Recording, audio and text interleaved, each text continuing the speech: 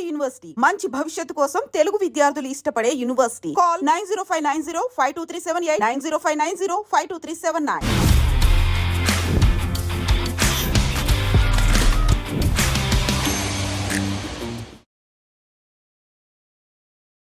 ఒక ఇంజనీరింగ్ స్టూడెంట్గా ఉంటూ మరి సినిమాల మీద ఉన్న ఒక ప్యాషన్తో ఒక రైటర్ అండ్ స్క్రీన్ ప్లే రైటర్గా ఈరోజు మన తెలుగు ఇండస్ట్రీలోనే ఒక టాప్ మోస్ట్ రైటర్గా కూడా మరి ముందుకు వెళ్తూ ఉన్న ప్రసన్న కుమార్ గారు ఇప్పుడు మనతో పడినారు. అంటే మీరు తీసిన మూవీస్ అన్ని దానిలో కల్లా బాగా నచ్చిన మూవీస్ నేను లోకల్. మీకోసం కాలేజ్కి వెళ్తాను, ఎంబీఏ చదువుతాను, అమ్మాయిని ఫాలో అవుతాను, సినిమా చూపిస్తాం మామ, అట్టి మాటికి అలా తిరిగి చూడకే లేపు గెలవగలరు. అండ్ థర్డ్ పొజిషన్ వచ్చేసి ధమాక్. ఉద్యోగం పోగొట్టుకున్నాను, ఖాళీగా తిరుగుతున్నాను. ఎక్కడ స్టార్ట్ అయ్యాము, ఎక్కడ ఉన్నాము అనుకున్నారా అసలు? నేను నా జీవితంలో ఏదన్నా కలగన్నాను, లేకపోతే నేను ఏదన్నా కావాలి అనుకున్నాను. కింద పడేయాలనుకున్న వాళ్ళు బోల్డ్ ఎంతమందిని దాటుకొని ఇంత స్థాయికి అనేది వచ్చారు. అక్కడికి వెళ్ళి ఏం బిగుదామని వెళ్ళాడు అని మాట్లాడుకునేవాడు. ఆ ఇన్సిడెంట్ లా తీసుకోలేదు, నేను అదొక లెసన్ లా తీసుకున్నా. మన పని సమాధానాలు చెప్పాలి తప్ప మన సమాధానాలు చెప్తే మనం చిన్నోడవుతాం. ఫిలిం ఫేర్ లాంటివి పెద్ద పెద్ద అవార్డు ఫంక్షన్స్లో రైటర్ల పేర్ల మీద అవార్డులు లేవు సార్. ఒక రైటర్ ఓం పెట్టి కథ రాయడం మొదలు పెట్టకపోతే, సీన్ నెంబర్ 1 స్టార్ట్ చేయకపోతే ఏ సినిమా మొదలు అవ్వదు, ఏ సినిమా లేదు. Rapid fire please. మీరు కాలేజ్ డేస్ లో నార్మల్ గా ఉన్నప్పుడు అసలు ఈ సినిమాకి రక్తాలు చెందించి వెళ్ళాం రా బాయ్, సాధించాం టికెట్లు అని అనిపించిన ఏదైనా సినిమా ఉందా? ఖుషీ సినిమాకి దెబ్బలు తిన్నాం. ఖుషీ సినిమాకి పోలీసులు సైకిల్ ట్యూబ్లు ఉంటాయి కదా, ట్యూబ్లు పెట్టి కొట్టారు మమ్మల్ని. థియేటర్ గురించి కాదు సార్, ఈ లెక్కను చూసుకుంటే మీరు క్లాస్లలో కంటే థియేటర్లో ఎక్కువ ఉన్నట్టు అనిపిస్తుంది. అటెండెన్స్ మెయింటైన్ చేసేవాళ్ళు. ఈ సబ్జెక్ట్లు ఏమైనా పెట్టుకున్నారా? మొన్న ఈ సినిమా డ్రాగన్ చూసారా? ఏంటి 48? 18 లాస్ట్ సెమ్ లో 18 క్లియర్ చేసాం. Hi guys, welcome to I dream. నేను మీ చాణక్య. ఈ రోజు మన రియల్ టాక్ విత్ చాణక్యలో ఒక గెస్ట్ ని కూడా తీసుకొచ్చాను. ఆయన ఎవరంటే ఒక ఇంజనీరింగ్ స్టూడెంట్ గా ఉంటూ మరి సినిమాల మీద ఉన్న ఒక ప్యాషన్తో మెయిన్ గా ఒక రైటర్ అండ్ స్క్రీన్ ప్లే రైటర్గా ఈరోజు మన తెలుగు ఇండస్ట్రీలోనే ఒక టాప్ మోస్ట్ రైటర్గా కూడా మరి ముందుకు వెళ్తూ ఉన్న ప్రసన్న కుమార్ గారు ఇప్పుడు మనతో పడినారు. అండ్ ఆయన తీసిన రీసెంట్గా మజాకా మూవీ కానీ, అండ్ రవితేజ గారితో తీసిన ధమాకా, దాస్ కా దమ్కి, ఇలా చెప్పుకుంటూ పోతే బోల్డ్ అనే మూవీస్ అనేవి కూడా ఉన్నాయి. అండ్ అన్టోల్డ్ స్టోరీస్ అనేది కూడా ఉన్నాయి. ఆయన జర్నీ కూడా ఇట్ వాస్ అనే ఫ్యాంటాస్టిక్. అంత ఈజీగా కూడా ఈరోజు ఇంత స్థాయికి రాలేదు. మరి ఈరోజు మన దగ్గర ఉన్న ప్రసన్న కుమార్ గారితో మాట్లాడిద్దాం, బోల్డ్ అనే విషయాలు అనేది కూడా తెలుసుకుందాం. ప్రసన్న కుమార్ అన్న, ఎలా ఉన్నారు? సూపర్ అండి, మీరు ఎలా ఉన్నారు? చాలా బాగున్నాము. కొంచెం ఎక్కడో జోష్ తగ్గినట్టు అనిపిస్తుంది. నాకా? నేను కోల్డ్ అన్న, బాగాలేదు హెల్త్.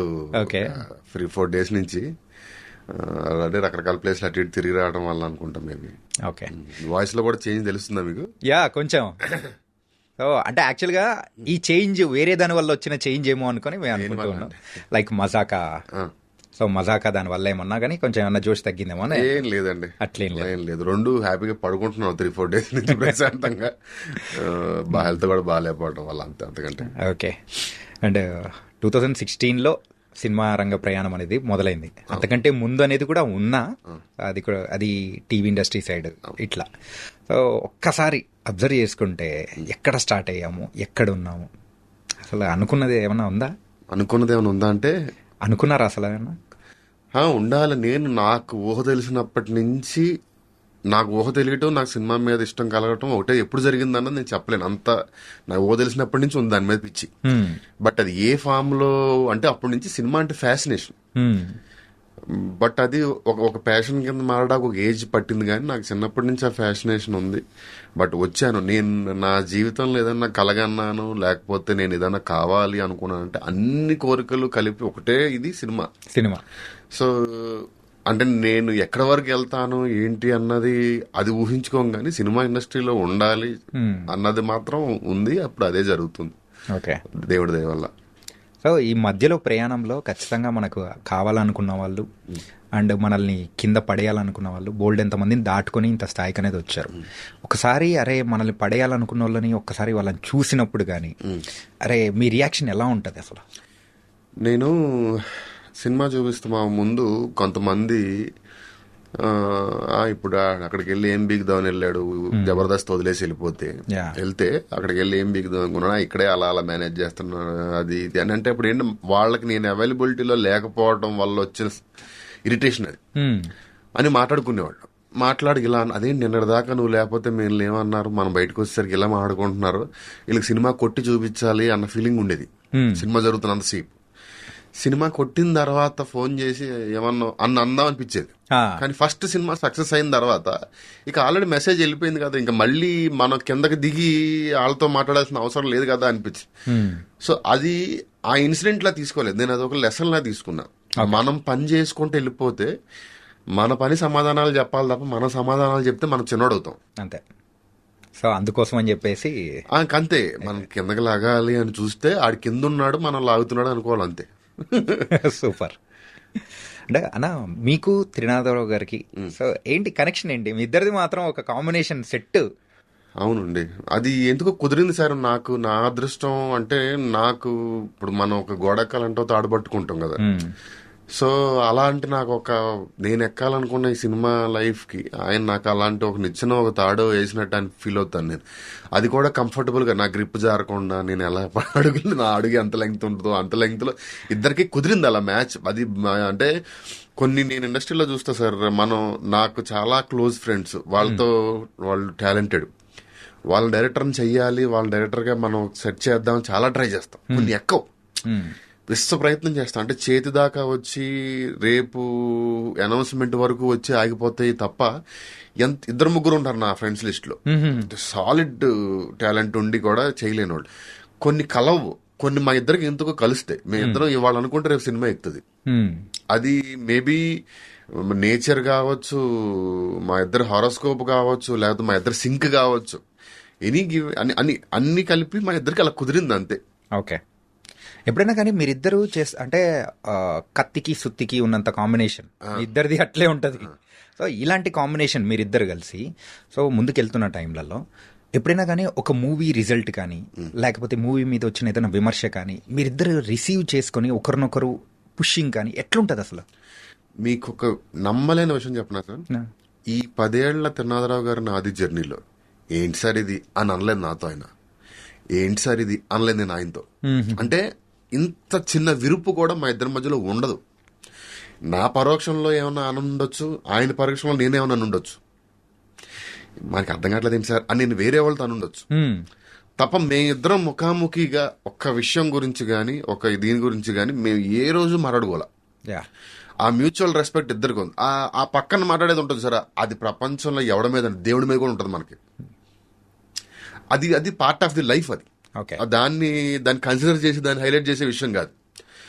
అది ఏ ఇద్దరికైనా ఉంటుంది, ఎంత గొప్ప వాళ్ళకైనా. ఇప్పుడు పరశుర బ్రదర్స్ లాంటి వాళ్ళు కూడా అంత క్లోజ్ గా ఉండి ఇన్నేళ్ళు ఉన్న వాళ్ళు కూడా పక్కన వాడికి అర్థం కావట్లేదు అన్న విషయం అనుకుని ఉంటారు. అనుకున్నా నాకు కూడా చెప్పారు, బ్యాడ్ లిస్ట్ వేసుకుని వెళ్ళింది అది వేరు. బట్ మా ఇద్దరికి ఆ సింక్ అలా కుదిరింది తప్ప మేమిద్దరం మాట్లాడుకోవటం కానీ. ఇంకోటి ఏంటంటే మా సినిమాలు అన్ని వర్కౌట్ అయిన సినిమాలే ఉన్నాయి 99%. ఏదన్నా చిన్న చితగా ఉన్నా కూడా దాని రీజన్స్ మా ఇద్దరికి తెలుసు. మా ఇద్దరి ఎఫర్ట్స్ లో కానీ మా ఇద్దరు ఫోకస్ లో కానీ తేడా ఉండదు. సంబడి ఎల్స్ ఇన్వాల్వ్మెంట్ లో కానీ లేకపోతే వేరే వాళ్ళ జడ్జిమెంట్ తీసుకున్నప్పుడు చిన్న వాటిలో జరిగినాయి అని ఉంటే దాని రీజన్లు మాకు తెలుసు. బట్ ఇద్దరు పెట్టే 100% ఎఫర్ట్స్ లో ఏ మాత్రం కాంప్రమైజ్ ఉండదు అన్న విషయం నా గురించి ఆయన గురించి మాకు తెలుసు. సో ఇద్దరు కంప్లైంట్స్ ఉండవు. ఓకే. అంటే మీరు తీస్తున్న కంప్లీట్ ఫస్ట్ మూవీ నుంచి సో ఇప్పటి వరకు మీ మూవీస్లలో కూడా రైటింగ్లలో ఒక్కొక్క మూవీకి ఒక్కొక్క డిఫరెన్స్ అనేది కూడా కనిపిస్తూ ఉంటుంది. ఏంటంటే కంప్లీట్ ఒక మాస్ ఎలిమెంట్స్తో జోడుకున్న కంప్లీట్ ఒక ఎంటర్టైనర్ అనేది కూడా ఇస్తూ ఉంటారు. సో ఇలా ఎంటర్టైనర్లు రాయడం, అది కూడా మాస్ ఎలిమెంట్స్తో కూడుకున్న ఎంటర్టైనర్ రాయడం చాలా కష్టం. సో దీనికి సపరేట్గా మీకు ఎక్కడి నుంచి అంటే ఆ ఒక పవర్ అనేది కూడా గ్రాస్ప్ చేసుకున్నారు? మెయిన్గా ఏం లేదండి, కొంచెం అంటే మన ఏ సినిమా అయినా మన తాలూకు ఎక్స్టెన్షనే సార్. మనకి ఏ క్యారెక్టర్ అయినా మన తాలూకు ఎక్స్టెన్షనే ఉంటుంది. మా కాలేజ్ ఫ్రెండ్స్, స్కూల్ ఫ్రెండ్స్ కానీ లేకపోతే నాతో 10 ఏళ్ల నుంచి ఇండస్ట్రీలో ఉన్నవాళ్ళు కానీ నా సినిమాలో హీరోలు మాడుతుంటే నేనే మాట్లాడినట్టు నువ్వు మాడుతున్నట్టు ఉందిరా బాబు అంటారు. సో అది తెలియకుండా మనలో నుంచి వచ్చిందే అయి ఉంటుంది. దానికే స్పెషల్ ఎక్సర్సైజ్ ఇది కూడా ప్రత్యేకంగా ఏం లేదు అని అనుకుంటున్నా. అంటే ఇప్పుడు అందులో హీరోయిన్ ఇలా ఒక అమ్మాయి నాతో మాట్లాడితే బాగుండో అన్నది నాలో ఉన్న ఇది. ఒక విలన్ కూడా నాలో ఉన్న సైకిల్ ఉన్న భాగం వాళ్ళందరూ కొత్తగా ఎక్కడి నుంచో మనం తీసుకురాలేం.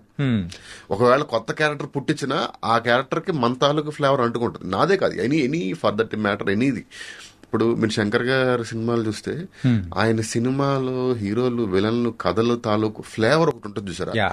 అది శంకర్ గారి తాలూకు యాక్షన్. మీకు ఎగ్జాంపుల్ కోసం చెప్తుంది, Yeah, అర్థం. కంపారిజన్ ఏం లేదు. అట్లాగా ఇప్పుడు రాజమౌళి గారి సినిమాలో విలన్లు ఒకలా బిహేవ్ చేస్తారు, ఒకలా ఉంటారంటే తెలియకుండా అందులో ఆయన విలన్ నిజాన్ని అలా చూడాలనుకునేది ఉందో అది అది అది ఆ ఫ్లేవర్ మన బాడీలోంచి వస్తుంది. మనం ఓన్లీ క్యారెక్టరైజేషన్ రాస్తాం, ఓకే. క్యారెక్టర్ బిహేవియర్ మాత్రం మన మన మన కోపం, మనం ఇలాంటి కోపం చూపించాలంటే ఎలా అన్నది మన దాంట్లో నుంచి వస్తుంది. ఓకే. అంటే సిచ్యువేషన్స్ తగ్గట్టు, సో ప్రెసెంట్ ఇప్పుడున్న ట్రెండ్కి తగ్గట్టు స్టోరీస్ అనేది మీరు ప్రిపేర్ చేస్తుంటారా, లేకపోతే ఎలా దీని తగ్గట్టు ఎట్లా ప్రిపేర్ చేస్తుంటారు మెయిన్గా? ఓన్లీ ఎక్సైట్మెంట్ సార్, ఇది బాగుంటది చెప్తే ఇది వర్క్ అవుతుంది అన్నది, అది కథ చెప్పాలి అన్న ఎక్సైట్మెంట్ వస్తే ఎక్సైట్మెంట్ ఫ్యాక్టర్ బట్టి కొన్ని కథలు అనుకుంటాం, కొన్ని 1 వీక్ ట్రావెల్ అవుతాం, కొన్ని 1 మంత్ ట్రావెల్ అవుతాం, కొన్ని 3-4 మంత్స్ కూడా ట్రావెల్ అవుతాం. ఒక కథ అయితే ఆల్మోస్ట్ హీరో గారు ఓకే అని లొకేషన్ చూడడానికి వెళ్ళిన తర్వాత సరిపోవట్లేదు అనిపించి ఆపేసాం. ఓకే. బట్ అంతే, ఆ ఎక్సైట్మెంట్ ఉంది, ఈ సినిమా కరెక్ట్ గా కూర్చుంటుంది అన్న ఎక్సైట్మెంట్ వస్తే సినిమా ముందుకు వెళ్తాం, లేను ఆపేస్తాం లేకపోతే. ఓకే. సో ఇట్లాంటి సందర్భాల్లో అవుతూ ఉంటుంది. అంటే మీరు తీసిన మూవీస్ అన్ని దానిలో కల్లా సో నాకు బాగా నచ్చిన మూవీస్ నేను చెప్తాను. నేను లోకల్, సినిమా చూపిస్తా మామ, అండ్ థర్డ్ పొజిషన్ వచ్చేసి ధమాకా. సో ఈ మూడు డిఫరెంట్ మూవీస్. నేను లోకల్ గురించి మాట్లాడుకుందాం. అసలు నేను లోకల్ అనేది మెయిన్గా అది ఎట్లా మెటీరియలైజ్ అయింది? మెయిన్గా నానిగారి దగ్గర విషయానికి ఒక స్టోరీ వెళ్తున్నాం అంటే అబ్వియస్లీ ఆయన ఇన్వాల్వ్మెంట్ కానీ దాని తగ్గట్టు ఇచ్చే ఇన్పుట్స్ కానీ అది వేరుగా ఉంటాయి అంటారు. సో దాని తగ్గట్టు మార్చిన సందర్భాలు? యాక్చువల్గా అన్ని నేను లోకల్ టైంలో నాని గారు అసలు ఇన్వాల్వ్ అయింది కానీ కథ అంటే వెళ్ళి ఒకరోజు ఒక 40 minutes కథ చెప్పాను, బాగుంది వస్తున్నా అన్నాడు. రాజుగారితో మాట్లాడుకున్నాం, నాకు అంతకుముందు నాన్నగారు పరిచయం ఉన్నారు, మాట్లాడుకున్నాము, ప్రొసీడ్ అయిపోయాం. ఫుల్ కథ చేసి ఫైనల్ వర్షన్ వెళ్ళి చెప్పాం. ఓకే అన్నారు, ప్రొసీడ్ అన్నారు, ఏ కరెక్షన్ ఏం లేదు, ఆయన అంతా ప్రొసీడ్ అయిపోయాం. బట్ మ్యాటర్ ఆఫ్ ఫ్యాక్ట్ ఏంటంటే మేము అనుకున్న స్టార్ట్ చేసిన కథ అది కాదు, వేరే ఇంకొక అంటే కథ అదే ఐడియా అదే. ఇప్పుడు అందరూ నవీన్ చంద్ర గారి క్యారెక్టర్ ఏదైతే ఉందో అది కొంచెం ఫస్ట్ ఎక్కువ ఉంది. ఒక ప్రేమదేశంకి కొంచెం కమర్షియల్ మాస్ వర్షన్ లాంటిది, అంటే సేమ్ ఐడియా కాదు, బట్ ఇద్దరు ఈక్వల్ గా జెన్యున్ గా లవ్ చేసిన ఇద్దరు మధ్యలో ఒక అమ్మాయి ఉండి ఈ క్యారెక్టరైజేషన్ కి ఆ క్యారెక్టరైజేషన్, ఇప్పుడు క్యారెక్టరైజేషన్ సేమే. నేనేమి చేయను అనుకునే ఒక హీరో నాని ఏదన్నా చెయ్యాలి, అమ్మాయి అడిగితే అమ్మాయి కోసం, అమ్మాయి అడగకపోయినా అనుకునే ఇంకొక. సో వాళ్ళిద్దరం మధ్యలో వీడిది పాయింట్ ఆఫ్ వ్యూ కరెక్టే, వాడిది కరెక్టే, ఎలాగా అన్న దాంట్లో వెళ్ళాం. బట్ ఒక పాయింట్కి వెళ్ళిన తర్వాత దాన్ని ఏమంటే డ్రామా సరిపోవట్లేదు అన్న ఫీలింగ్ వచ్చింది. అది వచ్చిన తర్వాత చిన్న చేంజెస్ చేసాము, అది తప్ప అది మ్యూచువల్గా అందరూ కూర్చుని మాట్లాడుకొని సరిపోవట్లేదు, అవుట్పుట్ చూసుకున్న తర్వాత ఒక 50% షూట్ అయిన తర్వాత లవ్ ఫీల్ వెళ్తుంది. బట్ నేను కథ ప్రోగ్రెస్ అయ్యి డ్రామా సరిపోవట్లేదు, కొంచెం డ్రామా పెంచాలి అన్న దాంట్లో నవీన్ చంద్ర గారిది కొంచెం నెగిటివ్ షేడ్ లోకి మధ్యలో ఆయన జెల్సీ ఫీల్ అవ్వడం, అదంతా నెగిటివ్ షేడ్ అంతా తర్వాత వచ్చింది. సో అండ్ దాని హీరో విలన్ సినిమా చేసాం, ఎందుకంటే సినిమా ప్రయోజనాల కోసమే. అంతే, సినిమా కరెక్ట్ గా ల్యాండ్ అవడానికి ఏం చేయాలన్నది అప్పుడు అలా చేశాం. సో అదర్వైజ్ గా ఆయన బాగా ఎంజాయ్ చేశాడు. మేము కూడా అప్పుడు కొంచెం కొత్త కదా, బాగా ఎంతూజియాజంతో బాగా చేయాలి, ప్రతి సీన్ బాగా రావాలి అని చేసాం. అది కానీ నాన్నగారు అందులో చూడడం కానీ ఆయన బాడీ లాంగ్వేజ్ కానీ అంత కంప్లీట్ డిఫరెంట్ ఉంటుంది. ఆయన మీరు ఓపెనింగ్ రోజు ప్రెస్ మీట్ చూస్తే, సినిమా ఓపెనింగ్ ఈ రోజు ఓపెనింగ్, ఆ రోజు ప్రెస్ మీట్ చూస్తే నానిగారు అన్నారు, నేను ప్రసన్న చేసిన దాంట్లో 10% చేసిన సినిమా ఎక్కడో ఉంటది అని. సో అది చాలా గ్రేట్ కాంప్లిమెంట్. అది నాని లాంటి ఒక యాక్టర్ అనడం చాలా గ్రేట్ కాంప్లిమెంట్. అంటే అట్లా నేను లోకల్లో యాటిట్యూడ్ ఈజ్ ఎవ్రీథింగ్ అని క్యాప్షన్ పెట్టినందుకు ఆ చిన్న యాటిట్యూడ్ ఉండాలి. నాని గారు అప్పటి వరకు చాలా సాఫ్ట్ అలా చేసేవాళ్ళు, బట్ ఇది చిన్నది మా ఇంటర్లో కూడా ఇలా చూసి ఇలా అనేవాడు. టేక్ చేసిన తర్వాత అన్న తర్వాత ఆ చిన్న మెయిన్ అది యాటిట్యూడ్ మాత్రం అన్న ఇప్పుడు వాడి దగ్గర మార్కులు కొట్టాల్సిన అవసరం, ఫాదర్తో మాట్లాడినా విలన్తో మాట్లాడినా, ఇప్పుడు వాడి దగ్గర మనం మంచోడు అనిపించుకోవాల్సిన అవసరం మనకు లేదు. ఆడేవాడాడు ఆ చిన్నది రైటర్ గా నేను ఆయన క్యారెక్టర్ కి ఎనర్జీ ఇవ్వాల్సిన ఒక రెండు మాట చెప్పి వెళ్ళిపోయాడు. ఇక ఆయన ఇక స్టార్ట్ చేసేవాడు. కానీ అంటే ఆయన చూస్తుంటే ఎట్లా అనిపిస్తుంది అంటే ఒక పిన్ను పికేసిన డైనమైట్ లెక్క ఉండాడు. అవును, అంటే మెయిన్ గా ఆ మూవీ వరకు అక్కడి నుంచి ఆయన అప్రోచబిలిటీ కానీ కంప్లీట్ అంతే. మా బీసీలోకి వెళ్ళిపోయారండి, బీసీలోకి వెళ్ళిపోయారు. ఆ గేట్స్ ఓపెన్ చేసింది అయితే మీరే అనుకోవచ్చు. 100% మేమే. అది ఆ విషయం క్రెడిట్ నేను గర్వంగా తీసుకుంటా. బీసీలో అప్పటి వరకు ఒక segment class audience, family audience చూసే వాళ్ళ దగ్గర నుంచి నేల టికెట్ వెళ్ళిపోయింది ఆయన. మా అంటే రీసెంట్ గా అయితే ప్యారడైజ్ రిలీజ్ అయింది కదా, అంటే నాన్నగారితో వర్క్ చేశారు కాబట్టి ఆయన చూస్తుంటే ఎలా అనిపించింది? ఆయనకి నాకు సినిమా తప్ప వేరే ఏం తెలియదు సార్. పిచ్చి సినిమా అంటే పిచ్చి అంటే నాకు తెలిసి హీరోస్లో అన్ని కథలు విని ఇంత హీరో నేనైతే ఎవరిని చూడలేదేమో అని చెప్పొచ్చు. అంటే షూట్ అయిపోతే అందరూ టైర్డ్ అయిపోయాం, రెస్ట్ తీసుకుందాం అనుకుంటారు కదా. టైర్డ్ అయిపోయాం, వెళ్ళేసి పడుకునేసరికి 9 అవుద్ది, 6 to 9 కథ వచ్చు కదా అనుకుంటాడు. ఫ్లైట్ ఉంది, 1 hour గ్యాప్ ఉంది, ఈ లోపు పిలిచి కథ వచ్చు కదా. లేదా ఏదో పెళ్ళి ఉంది, పెళ్లికి వెళ్ళి వస్తాం, అక్కడ పెళ్లిలో ఒక 1 hour తక్కువ ఉంటే ఇక్కడ వచ్చి కథ వచ్చు కదా. నేను యాక్టర్స్ హీరోల దగ్గర నేను కోరుకునేది కూడా వాళ్ళు ఇన్వెస్ట్ చేసేది ఏంటి సార్? హీరోలు ఓన్లీ కథ వినడానికి వాళ్ళు ఇచ్చే టైం తప్ప వాళ్ళ కెరియర్ మీద ఇన్వెస్ట్ చేసేది వర్క్ చేయడం మొదలుపెట్టిన తర్వాత చేసే వర్క్ ఓకే, అది వాళ్ళ డ్యూటీ, వాళ్ళ జాబ్. బట్ వాళ్ళు ఎక్స్ట్రా ఇన్వెస్ట్ చేసేది ఏంటంటే కథలు వినడానికి. నెంబర్ ఆఫ్ కథలు, ఓపిక చాలా 100 కథలు ఉంటే 90 రాడ్లు ఉంటాయి. ఆ 90 రాడ్లని తట్టుకుంటే మంచి కథలో 10 దొరకవచ్చు, లేకపోతే 5 కథలు దొరకవచ్చు. సో ఆ 5 కథ మంచి కథలు మిస్ అవ్వకుండా ఉండడం కోసం ఆయన నెంబర్ ఆఫ్ కథలు అసలు ఆయన విన్నట్టు నాకు తెలిసి ఎవరు వినరేమో. నేను లోకల్ సక్సెస్ అయిన తర్వాత మళ్ళీ ఏమన్నా ఆయనతో ఇంకో స్టోరీ చెప్పడం కానీ 1-2 అనుకున్నాం కానీ కుదరలేదండి అది. అంటే అప్పుడు ఏమవుద్దంటే సార్, హీరో ఆ దగ్గరలో చేసే జోనర్ లాంటిది ఒక యాక్షన్ చేస్తున్నాను అనుకోండి, మనం ఒక జోనర్ యాక్షన్ చెప్తే అది, ఇప్పుడు నేను యాక్చువల్గా వేరే ఒక విలేజ్ యాక్షన్ చెప్పాను. అప్పటికి ఈ వదిలి గారి ముందు సినిమా అదేంటది మన అంటే సుందరం శ్రీకాంత్ వదిలే దసరా ఆల్రెడీ జరుగుతుంది. సో అందులో కూడా లుంగి ఆ మేసం అది ఉంది, ఇమ్మీడియట్ గా అవుతుంది. ఇంకో నువ్వు చేసుకునిరా ఎక్కడన్నా ఇంకో సినిమా చేద్దాం టైం అలా మిస్ అయినాయి తప్ప అది అలా అలా అలా అలా అది ఉంటుంది హీరోలకి. వాళ్ళు ఎంటర్టైనర్ చేస్తున్నారు అనుకోండి, మనం ఇమ్మీడియట్ గా ఎంటర్టైనర్ చెప్తే వాళ్ళు వేరేది ఇంకోటి ఏదో ఉంటది. వాళ్ళ ప్లానింగ్ ఒకటి ఉంటుంది. ఓకే. అండ్ సెకండ్ వచ్చేటప్పటికి సినిమా చూపిస్తాం మామ, అది సినిమా ఇండస్ట్రీలోకి వచ్చేటప్పుడు అది మీకు ఒక గోల్డెన్ పాస్. హిట్ అయితే ఉంటాం, లేకపోతే మళ్ళీ ఏంటి అనే టైప్ ఆఫ్ సిచ్యువేషన్. ఎవరైనా కానీ ఒక డెబ్యూ ఇచ్చేటప్పుడు యాక్టర్స్ దగ్గర నుంచి రైటర్స్ కానీ ఎవరైనా కానీ. సో మరి వేరే మూవీస్ అంటే ఇప్పుడు తీస్తున్న మూవీస్కి అండ్ ఫస్ట్ మీరు తీసిన మూవీకి ఆ కష్టపడడంలో కానీ సో డిఫరెన్స్ వైజ్ కానీ ఏమనిపించింది? ఏదన్నా ఉందా? ఏం కష్టపడడంలో మార్పు ఉండదండి, డెఫినెట్గా ఉండదు. ఎందుకంటే ఆ మార్పు ఉంది అంటే మనం రిలాక్స్ అయిపోయామని అర్థం. మనం రిలాక్స్ అయిపోయామంటే షెడ్కి వెళ్ళిపోతామని అర్థం. రిలాక్స్ అవ్వదు. ఆ రోజుకి నిలబడాలి అన్నది తపన ఉంటుంది. ఈ రోజుకి వచ్చిన పేరు చెడగొట్టుకోకూడదు అన్న తపన ఉంటుంది. ఓకే. ఇంకోటి ఏంటంటే ఈ సినిమా తేడా వస్తే మనం ఏమవుతాం, మళ్ళీ ఎక్కడికి వెళ్తాం అన్న భయం ఒకటి ఉంటుంది. అప్పుడు భయం ఉండదు. అప్పుడు ఓన్లీ నిలబడాలన్న ఆశ, తాపత్రయం, తపన ఉంటుంది. బట్ ఈ రోజుకి ఏంటంటే ఉన్నది నిలబెట్టుకోవాలి, పాడు చేయకూడదు అది ఉంటుంది. ఏదో ఒక డ్రైవింగ్ ఫోర్స్ ఉంటుంది మనం నడపడానికి. కానీ ఫస్ట్ దాంతో కంపేర్ చేసుకుంటే ప్రెషర్ అయితే ఇప్పుడే ఎక్కువ ఉంటుందేమో కదా. ఇప్పుడు ప్రెషర్ ఉంటుంది, అప్పుడు కోల్పోవడానికి స్టేక్స్ ఏం లేవు కదా మన.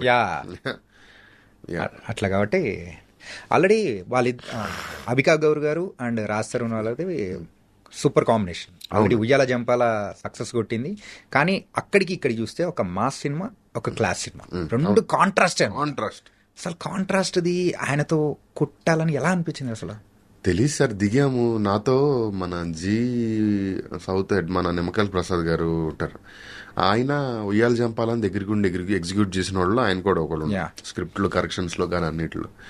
ఆయన ఒకసారి మా సెట్కి వచ్చినప్పుడు మామ వసంత మామ సాంగ్ హవిక నోట్లో రోజ్ ఫ్లవర్ పెట్టుకొని చిన్న ఇక్కడి వరకు స్కర్ట్ వేసుకుని వీడేమో కర్చీఫ్ కట్టుకుని డాన్స్ చేస్తూ ఉంటారు. ఎలా చూసుకున్నాను రా మిమ్మల్ని, ఇలా తయారయ్యారేంట్రా. పైగా అదంతా చూసి చిన్న చిన్న సినిమాలు కొన్ని ఏవో మాస్ ఫిల్మ్స్ అని చేసి ఫ్లాప్ అయిపోయి పిచ్చి సినిమాలు రిలీజ్ కూడా అవ్వవు కదా, ఆ కేటగిరీలోకి వెళ్ళిపోద్ది అనుకున్నారంట కొంతమంది. ఏదో పిచ్చి సినిమా చిన్నపిల్లల్ని తీసుకొచ్చి వాడికి మాస్కి ఏంటి సంబంధం, వాడి చేత ఏవేవో చేపిస్తున్నారు అని ఫీల్ అయ్యాము. బట్ సినిమా చూసిన తర్వాత ప్రూవ్ మీ రాంగ్ అన్నది అది నేను కాంప్లిమెంట్ లా తీసుకుంటా. అంటే మేము ఒకటి నాకు కూడా ఏం చేస్తామో తెలియదు అన్న, first cinema what best we can do అన్నది చేసుకుంటూ వెళ్ళాము. బట్ ప్రయత్నాల నిజాయితీ ఉండి సక్సెస్ అయింది సినిమా, అన్ని కుదిరింది దానికి. ఓకే, కానీ ఆ మూవీకి నలుగురు అంటే ప్రొడ్యూసర్స్ ఉండడము అది ఏంటన్నా అసలు? ఏముంది అంటే ఇండిపెండెంట్ గా సినిమా తీసేంత పెద్ద కాస్టింగ్ కాదు, పెద్ద క్రూ కూడా కాదు ఆ సినిమా వరకు. సో అందరూ చాలా కొంత వేసుకుని సేఫ్ లో చేద్దాం అన్న సినిమాలో చేశారు అంతే. ఓకే, కానీ బొమ్మ సూపర్ హిట్ అయింది. ఆ టైటిల్ కూడా అప్పుడు రేస్ గుర్రం రిలీజ్ అయ్యి ఆ సాంగ్ లో మంచి ఫేమస్ అయింది కాబట్టి అది తీసుకొచ్చి థియేటర్ లోంచి బయటకు వచ్చి రేస్ గుర్రం చూసాము. అటు ఆ పాట వచ్చింది, పాట చూసి సినిమా చూసి బయటికి రాగానే ఫోన్ చేసి ఛాంబర్ లో రిజిస్ట్రేషన్ చేయించమంటే థియేటర్ లో నుంచే ఫోన్ చేసాం, బయటకు వచ్చి కూడా కాదు. సో రిజిస్టర్ చేయించేయండి. చేయండి. ఓకే, అంటే థర్డ్ మూవీ ధమాకా సార్. అసలు ఆ మూవీ 100 crores క్లబ్ చేరుతుందని అసలు అనుకున్నారా? నెంబర్స్ అనుకోలేదు కానీ పెద్ద సినిమా అవుద్దని మాత్రం 100% అనుకున్నాను. మెయిన్ నెంబర్సే అన్నా నేను అడిగింది. నెంబర్స్ మనం ఎలా మనం అనుకోము, అలా ఆ రకంగా ఆలోచించాం. బట్ ఏ హిట్ అయితే అయిందో ఆ హిట్ అవుద్ది అనుకున్నా. నెంబర్స్ మేము కలగనలేదు, లేకపోతే అది ఊహించదని కూడా చెప్పను, అసలు ఆలోచించలేదు దాని గురించి. మాకేంటి హీరో గారు సినిమా ఇచ్చారు, ఆయనకి బెస్ట్ సినిమా చేసామా లేదా అన్నదే పాయింట్. ఆ విషయంలో అయితే cinema sure shot blockbuster cinema చేసామన్న నమ్మకం ఉంది. నెంబర్స్ ఆలోచించలేదు ఎప్పుడు అసలు. మెయిన్ గా ఆ మూవీ హిట్ అవడానికి ద డ్రైవింగ్ ఫ్యాక్టర్స్ మెయిన్ గా ఏమనిపించింది సార్? ఏది ఉన్నా కూడా మేము ప్లేస్ చేసింది ఆ ప్లేస్మెంట్లో. ఇప్పుడు ఆ సినిమాలో బ్యూటిఫుల్ సాంగ్స్ ఉన్నా, హీరోయిన్ ఉన్నా, డాన్స్లు ఉన్నా, ఏది ఉన్నా కూడా రవి గారు అంత ఎనర్జెటిక్గా అంత ముందు ఎప్పుడు చేయలే. ఆ సాంగ్ నాకు పల్సర్ బైక్ గుర్తుంది. పల్సర్ బైక్ అసలు రవితేజ, నేను చెప్తానంటే ఇండస్ట్రీలో రవితేజ గారు రన్ చేసినట్టు చాలా తక్కువ మంది రన్ చేస్తారు. కుర్రోళ్ళు 25 ఏళ్ళు కుర్రోళ్ళు కూడా ఎవరు రన్ చేయలేదు. అంత స్పీడ్, అంత ఎక్సర్సైజ్ చేస్తారు, అంత ఫిట్నెస్ మెయింటైన్ చేస్తారు, కొండెక్కాలని ఇలా పరిగెడతారు. అలాంటిది పల్సర్ బైక్ సాంగ్కి నేను ఫస్ట్ టైం ఆయన అబ్బాయి ఏంటబ్బాయి రాత్రి కాళ్ళలాగా ఇంటికి వెళ్ళాక అన్నారు. అంటే అంత ఎనర్జీ, మీరు చూసిన ఎనర్జీ వేరు, సెట్లో ఎనర్జీ అసలు ఇంకా బెబొత్సం. అంటే ఆయనకి ఏంటంటే ఎస్ ఇది పలుకుతుంది, దీనికి మనం బెస్ట్ ఇవ్వాలి అన్నది మనం ఆర్టిస్టులు మనం చెప్పక్కర్లేదు, వాళ్ళకి కాపురం చేసే కాళ్ళ దగ్గర తెలిసిద్ది అంటారు. అలాగా ఆ పాట, వైబు, ఎనర్జీ చూసిన తర్వాత ఆయనకి అర్థమై తుక్కు రేగొట్టేశారు. సో అట్లాగా ఆ సినిమాకి ఈ టైంకి పాట రావాలి, ఇగో ఈ ఎంటర్టైన్మెంట్ సీక్వెన్స్ ఇది ఉంది, దీని తర్వాత ఫాలోడ్ బై ఈ సాంగ్, ఇలాంటి సాంగ్ పడాలి, దీని తర్వాత ఇది కావాలి, ఇది కావాలి, ఇది కావాలని ఎవ్రీథింగ్ మనం ప్లేస్ చేసి, మనం క్యాలిక్యులేటెడ్ గా ప్లేస్ చేసి చేసిన ఒక కమర్షియల్ సినిమా అది. అదే కంప్లీట్ ఒక కమర్షియల్ ఫార్మాటే అంతే. సో ఆ ఫార్మాట్ లో వచ్చారు, కొట్టారు, కొట్టారు నార్మల్ గా. అంటే రిలీజ్ డేట్ కూడా బాగా కలిసి వచ్చిందేమో అన్నది. పీపుల్స్ మీడియా వాళ్ళు కూడా బ్రహ్మాండంగా ప్రమోట్ చేశారండి. అంత విగరస్ ప్రమోషన్. వాళ్ళు ఏం చేశారో, డబ్బు ఎంత ఖర్చు పెట్టారో కూడా తెలియదండి. పాల ప్యాకెట్ల మీద కూడా ధమాకా ప్రమోషన్ చేసి రిలీజ్ రోజు ఆంధ్రప్రదేశ్ లో చాలా డిస్ట్రిక్ట్స్ లో ఇంటికి వచ్చిన ప్రతి పాల ప్యాకెట్ మీద ధమాకా వేశారు. న్యూస్ పేపర్లు, మెట్రోలు, ట్రైన్లు, ఆటోలు, ప్రతి ఊర్లో, ప్రతి డిస్ట్రిక్ట్ హెడ్ క్వార్టర్స్ లో 500 ఆటోలు, 400 ఆటోలతో ర్యాలీలు, అసలు పిచ్చిగా చేశారు ప్రమోషన్. అసలు ఆ విషయంలో అన్బీటబుల్. అది ఓకే. సో అన్ఫర్గెటబుల్ గా అయిపోయింది. అంటే ఒక స్క్రీన్ ప్లే రైటర్ గా అండ్ అలాగే ఒక రైటర్ గా సో ఉన్న మీరు ఈ లిరిసిస్ట్ గా మారే అవకాశం ఎట్లా వచ్చింది, ఏంటది అసలు? నాకు అసలు రాయాలని ఉండదు సార్. అది సినిమా చూస్తే మాకి ఒక 4 పాటలు 5 పాటలు రాసాం. అప్పుడు ఆ సినిమాకు ఉన్న ఆ చిన్న బడ్జెట్ లో ఒకళ్ళిద్దరితో ట్రై చేస్తే పని అవ్వట్లేదు. అలా అని పెద్ద రైటర్లను ఎఫర్ట్ చేసే పరిస్థితి కూడా లేదు. సిచ్యువేషన్ నాకు తెలుసు కాబట్టి సరే ఏం చేద్దాం అని నైట్ ఏదో కూర్చుని ఏదో ట్రై చేశా. పొద్దున్న చూస్తే అందరూ super, not even single correction, ఇది మార్చి అది మార్చుకోవట్లేదు. కాకపోతే ఎంతో కొంత రైటర్ కాబట్టి చిన్నప్పటి నుంచి స్కూల్లో ఉన్నప్పుడు చిన్న చిన్న పోయిటరీలు ఏవో రాస్తూ ఉండేవాళ్ళం, అవన్నీ అలవాటు ఉంది. బట్ సినిమా లాంగ్వేజ్లో లిరిక్స్ రాయాలి అది నాకు తెలియదు. బట్ ఎక్కడో తెలియకుండా ఎక్కడో ఉంది. సో అలా ఒకటి రాసిన తర్వాత అవ్వట్లేదు ప్రసన్న, ఇంకోటి ఏదో వచ్చింది అలా అని మిగతాది నేను రాయలా. ప్రతిదీ వేరే రైటర్ రాయటం, అది వర్కౌట్ అవ్వకపోవటం, ప్రసన్న అవ్వట్లేదు నువ్వు ఏదైనా ట్రై చేయి, రాజస్థాన్ ఫోన్ చేసి మనోడికి ఆల్రెడీ పేపర్ ఉంటుంది జేబులో తీ అంటే అప్పుడు ఒకటి తీయటం. సో అక్కడ వర్కౌట్ అవ్వనప్పుడు మాత్రం ఒక పాట అయితే సార్ చెప్తాను మీకు. ఒక రైటరు 12 వెర్షన్లు రాశారు సార్. అంటే లిరిక్ రైటర్లు మీకు లిరిక్స్ మీరు అందరూ ఒకలా ఊహించుకుంటారు, బట్ ఎలా ఉంటుంది అంటే లిరిక్ రైటర్లు 4-5 వెర్షన్లు రాసిన తర్వాత యాజ్ ఇట్ ఈస్ వెర్షన్ అందరి దగ్గరే తీసుకోకపోవచ్చు. ఎలా ఉంటుందంటే ఫస్ట్ 2 లైన్లు ఒక వెర్షన్ నుంచి, తర్వాత 2 లైన్లు ఒక వెర్షన్ నుంచి, దానికి కనెక్షన్ ఏమైనా కావాలంటే చిన్న చేంజెస్ చేసి పల్లవిలో ఆ వెర్షన్లో ఒక లైన్ ఇలా కూడా చేస్తారు ఎక్కువ. ఓకే. సో మొత్తం మీద ఒక కంబైన్డ్ ప్రోడక్ట్ తీసుకోవడం కోసం అలాగా ఒక 12 వెర్షన్లు ఎన్నో వస్తే 12 వెర్షన్లు కలిపి 2-3 లైన్లు కూడా బాగాలేదు. అతను మ్యూజిక్ డైరెక్టర్ గారు ఏమనుకున్నారంటే సింగర్లు పిలిచేశారు, సార్ 12 వెర్షన్లు పంపిస్తున్నాను నేను, మీరు చూడండి అంటే మొత్తం ఇంత పెద్ద బండిల్ వచ్చింది ఒక పాటకి. పాటకి అంత బండిల్ వచ్చింది. వచ్చిన తర్వాత మ్యూజిక్ డైరెక్టర్ ఏమనుకున్నాడు 12 వెర్షన్లు కదా అటు ఇటు అడ్జస్ట్ చేస్తే ఏదో వచ్చేస్తలే అని సింగర్లు కూడా పిలిచేశారు, మేల్ సింగర్ ఫిమేల్ సింగర్. వచ్చిన తర్వాత చూస్తే ఆయనకు ఒక్కడు కూడా నచ్చట్లేదు. సార్ ఎక్కడ ఉన్నారు సార్ మీరు అని అంటే ఇంటి దగ్గర ఉన్నాను సార్, ఒకసారి అర్జెంట్గా రారా అన్నాడు. ఏంటంటే గబగబా వెళ్తే ఇది సార్ మీరు చూడండి మీకు ఏమన్నా నచ్చిందా ఇందులో ఉంచాను, చూస్తే ఏం లేదు. ఏం చేద్దాం సార్ మీరు అంటే పిలిచేసాను సార్ వాళ్ళని, పైగా సాంగ్ పంపించాలి, షూటింగ్ ఉంది, ఏం చేయాలి అర్థం కావట్లేదు, మీరు ఏదైనా ట్రై చేయండి సార్ అంటే. అప్పుడు నాకు ఒక చిన్న హోండా బైక్ ఒకటి ఉండేది, ఫిలిం నగర్లో మ్యూజిక్ స్టూడియో, బండెక్కి బాలకృష్ణ గారి ఇంటి పక్కన ఉన్న పెట్రోల్ బంక్ లో 50 రూపాయలు పెట్రోల్ కొట్టించి ఓ పేపర్ పెన్ను ముందు దాంట్లో పెట్టి పాట వినుకుంటా Jubilee check post, Hitech City, Inorbit Mall turning, వెనక్కి తిరిగి బాలకృష్ణ గారి ఇల్లు దాటేసరికి అయిపోయింది పాట. వచ్చి డైరెక్ట్ స్టూడియోకి వెళ్ళాం, పాట రికార్డ్ చేసాం. అలాగా తప్పని పరిస్థితుల్లో రాసినవే తప్ప ఎప్పుడు కావాలని కానీ లేకపోతే నేను రాయగలనని కానీ, లేకపోతే ఇప్పుడు నేను లోకల్లో నేను రాయాలని నన్ను ఎవరు ఆపుతారు? ప్రసన్న సర్లే రాస్తానంటున్నాడు కదా అన్న నన్ను అసలు అదంతా పక్కన పెట్టు. దేవి గారు అడిగారు రాయమని, అది నా ప్రొఫెషన్ కాదు. ఏదో సినిమాని కాపాడుకోవడం కోసం తప్పని కాంటిబాటు పొజిషన్ లో రాయడం తప్ప అది నా ప్రొఫెషన్ కాదు. అండ్ ఇంకోటి నేను అందులో మాస్టర్నో లేకపోతే నాకు అంత ఎక్స్పర్టీస్ కూడా లేదు. ఈ జర్నీ జరిగింది చూసారా, జర్నీలో వచ్చిన సాంగ్ ఏంటి, ఏ సాంగ్ అది? ఇప్పుడు అది నేను చెప్పొచ్చు, బట్ నేనేమంటే ఆ లిరిక్ రైటర్ అతని పేరు లేదు కాబట్టి ఓకే. మన ఈవేళలో ఇంత ఎందుకంటే అది భలే ఉంటదన్నా, అందరూ బాగా రిలేటబుల్ అవుతారు. ఏంటంటే అందులో చూపించే విధానం గానీ, ఆ 2 కపుల్స్ ని గానీ, ఇట్ వాస్ ఫెంటాస్టిక్. అంటే వేరే రైటర్స్ కి అండ్ మీకు ఉన్న డిఫరెన్స్ ఏంటంటే, మెయిన్ గా రైటర్ స్టోరీ ప్రిపేర్ చేసేసామా, సో అయిపోయిందా, డైరెక్టర్కి ఇచ్చేసామని అంటుంది. కాకపోతే మీరు సెట్లో కూడా వచ్చి దాన్ని ఎవ్రీ సీన్ అనేది చూసుకోవడము, ఇది ఎట్లా స్టార్ట్ అయిందన్నా? అది అసలు సెట్లో లేకుండా చేసిన పనే కాదని నా ఫీలింగ్ సార్. నా పర్సనల్ గా నాకు రాసినప్పుడు కంటే వెళ్ళి సెట్లో అది సినిమా అవుతున్నప్పుడు ఉండే సాటిస్ఫాక్షన్ ఎక్కువ ఉంటుంది నాకు. ఓకే. లేకపోతే ఎండ్ ఆఫ్ ది క్లరికల్ జాబే కదా అది అన్న ఫీలింగ్ వస్తుంది నాకు.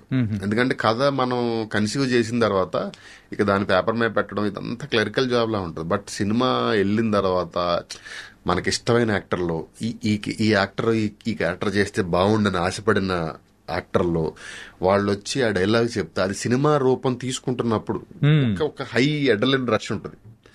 సో అందులో హ్యాపీనెస్ ఉంటుంది. ఆ హ్యాపీనెస్ వదిలేసుకుని ఇండస్ట్రీకి వచ్చింది దానికోసమే కదా, మనం షూటింగ్ చేయాలి, మన ముందు సెట్లో అంతా హడావిడి జరగాలి, మన కథ మనం సినిమా అవ్వాలి అన్నది ఉంది కదా. అది వదిలేసుకోవడం నాకు ఇష్టం ఉండదు, నాకు అక్కడే ఆనందంగా ఉంటుంది. ఓకే. సో దానికోసం వెళ్తాను. ఫస్ట్ 2 సినిమా చూస్తున్న వాళ్ళు కూడా డైలాగ్ ఉంటుందండి, గెలిచినోడు గురించి అందరూ చెప్పుకుంటారు, ఓడిపోయిన అందరు కారణాలు చెప్పుకుంటాడని. సినిమా రిలీజ్ అయిన తర్వాత ఆడి వల్ల పోయింది ఈడి వల్ల పోయింది అని బాధపడడం కంటే సెట్లో ఉండి అదేదో పోకుండా దగ్గర నుండి చూసుకుంటే బెటర్ కదా అని ఫీలింగ్. ఓకే, నైస్ అన్నా. అంటే ఈ దాస్ కా దమ్కి సంగతి ఏంటన్నా? అంతే అప్పటికి నేను ధమాకా కమిట్ అయి ఉన్నాను. యా. దమ్కి కథ ఆయనకి చెప్పాము. మా ఫ్రెండ్ వేరే డైరెక్టర్ అనుకున్నాం ఫస్ట్. సో తను ఉండుంటే తనకి నా టైమింగ్ నా దగ్గరే ఇంతకు ముందు వర్క్ చేశాడు మనోడు. నా టైమింగ్ అది తెలుసు కాబట్టి మేము ఇద్దరం మాట్లాడుకొని చేసుకుందాం అనుకున్నాం. బట్ ఎక్కడో వాళ్ళ వైబ్ ఏదో కుదరలేదు. సో విశ్వక్ గారు ఆయనే చేయాలనుకున్నారు. యా.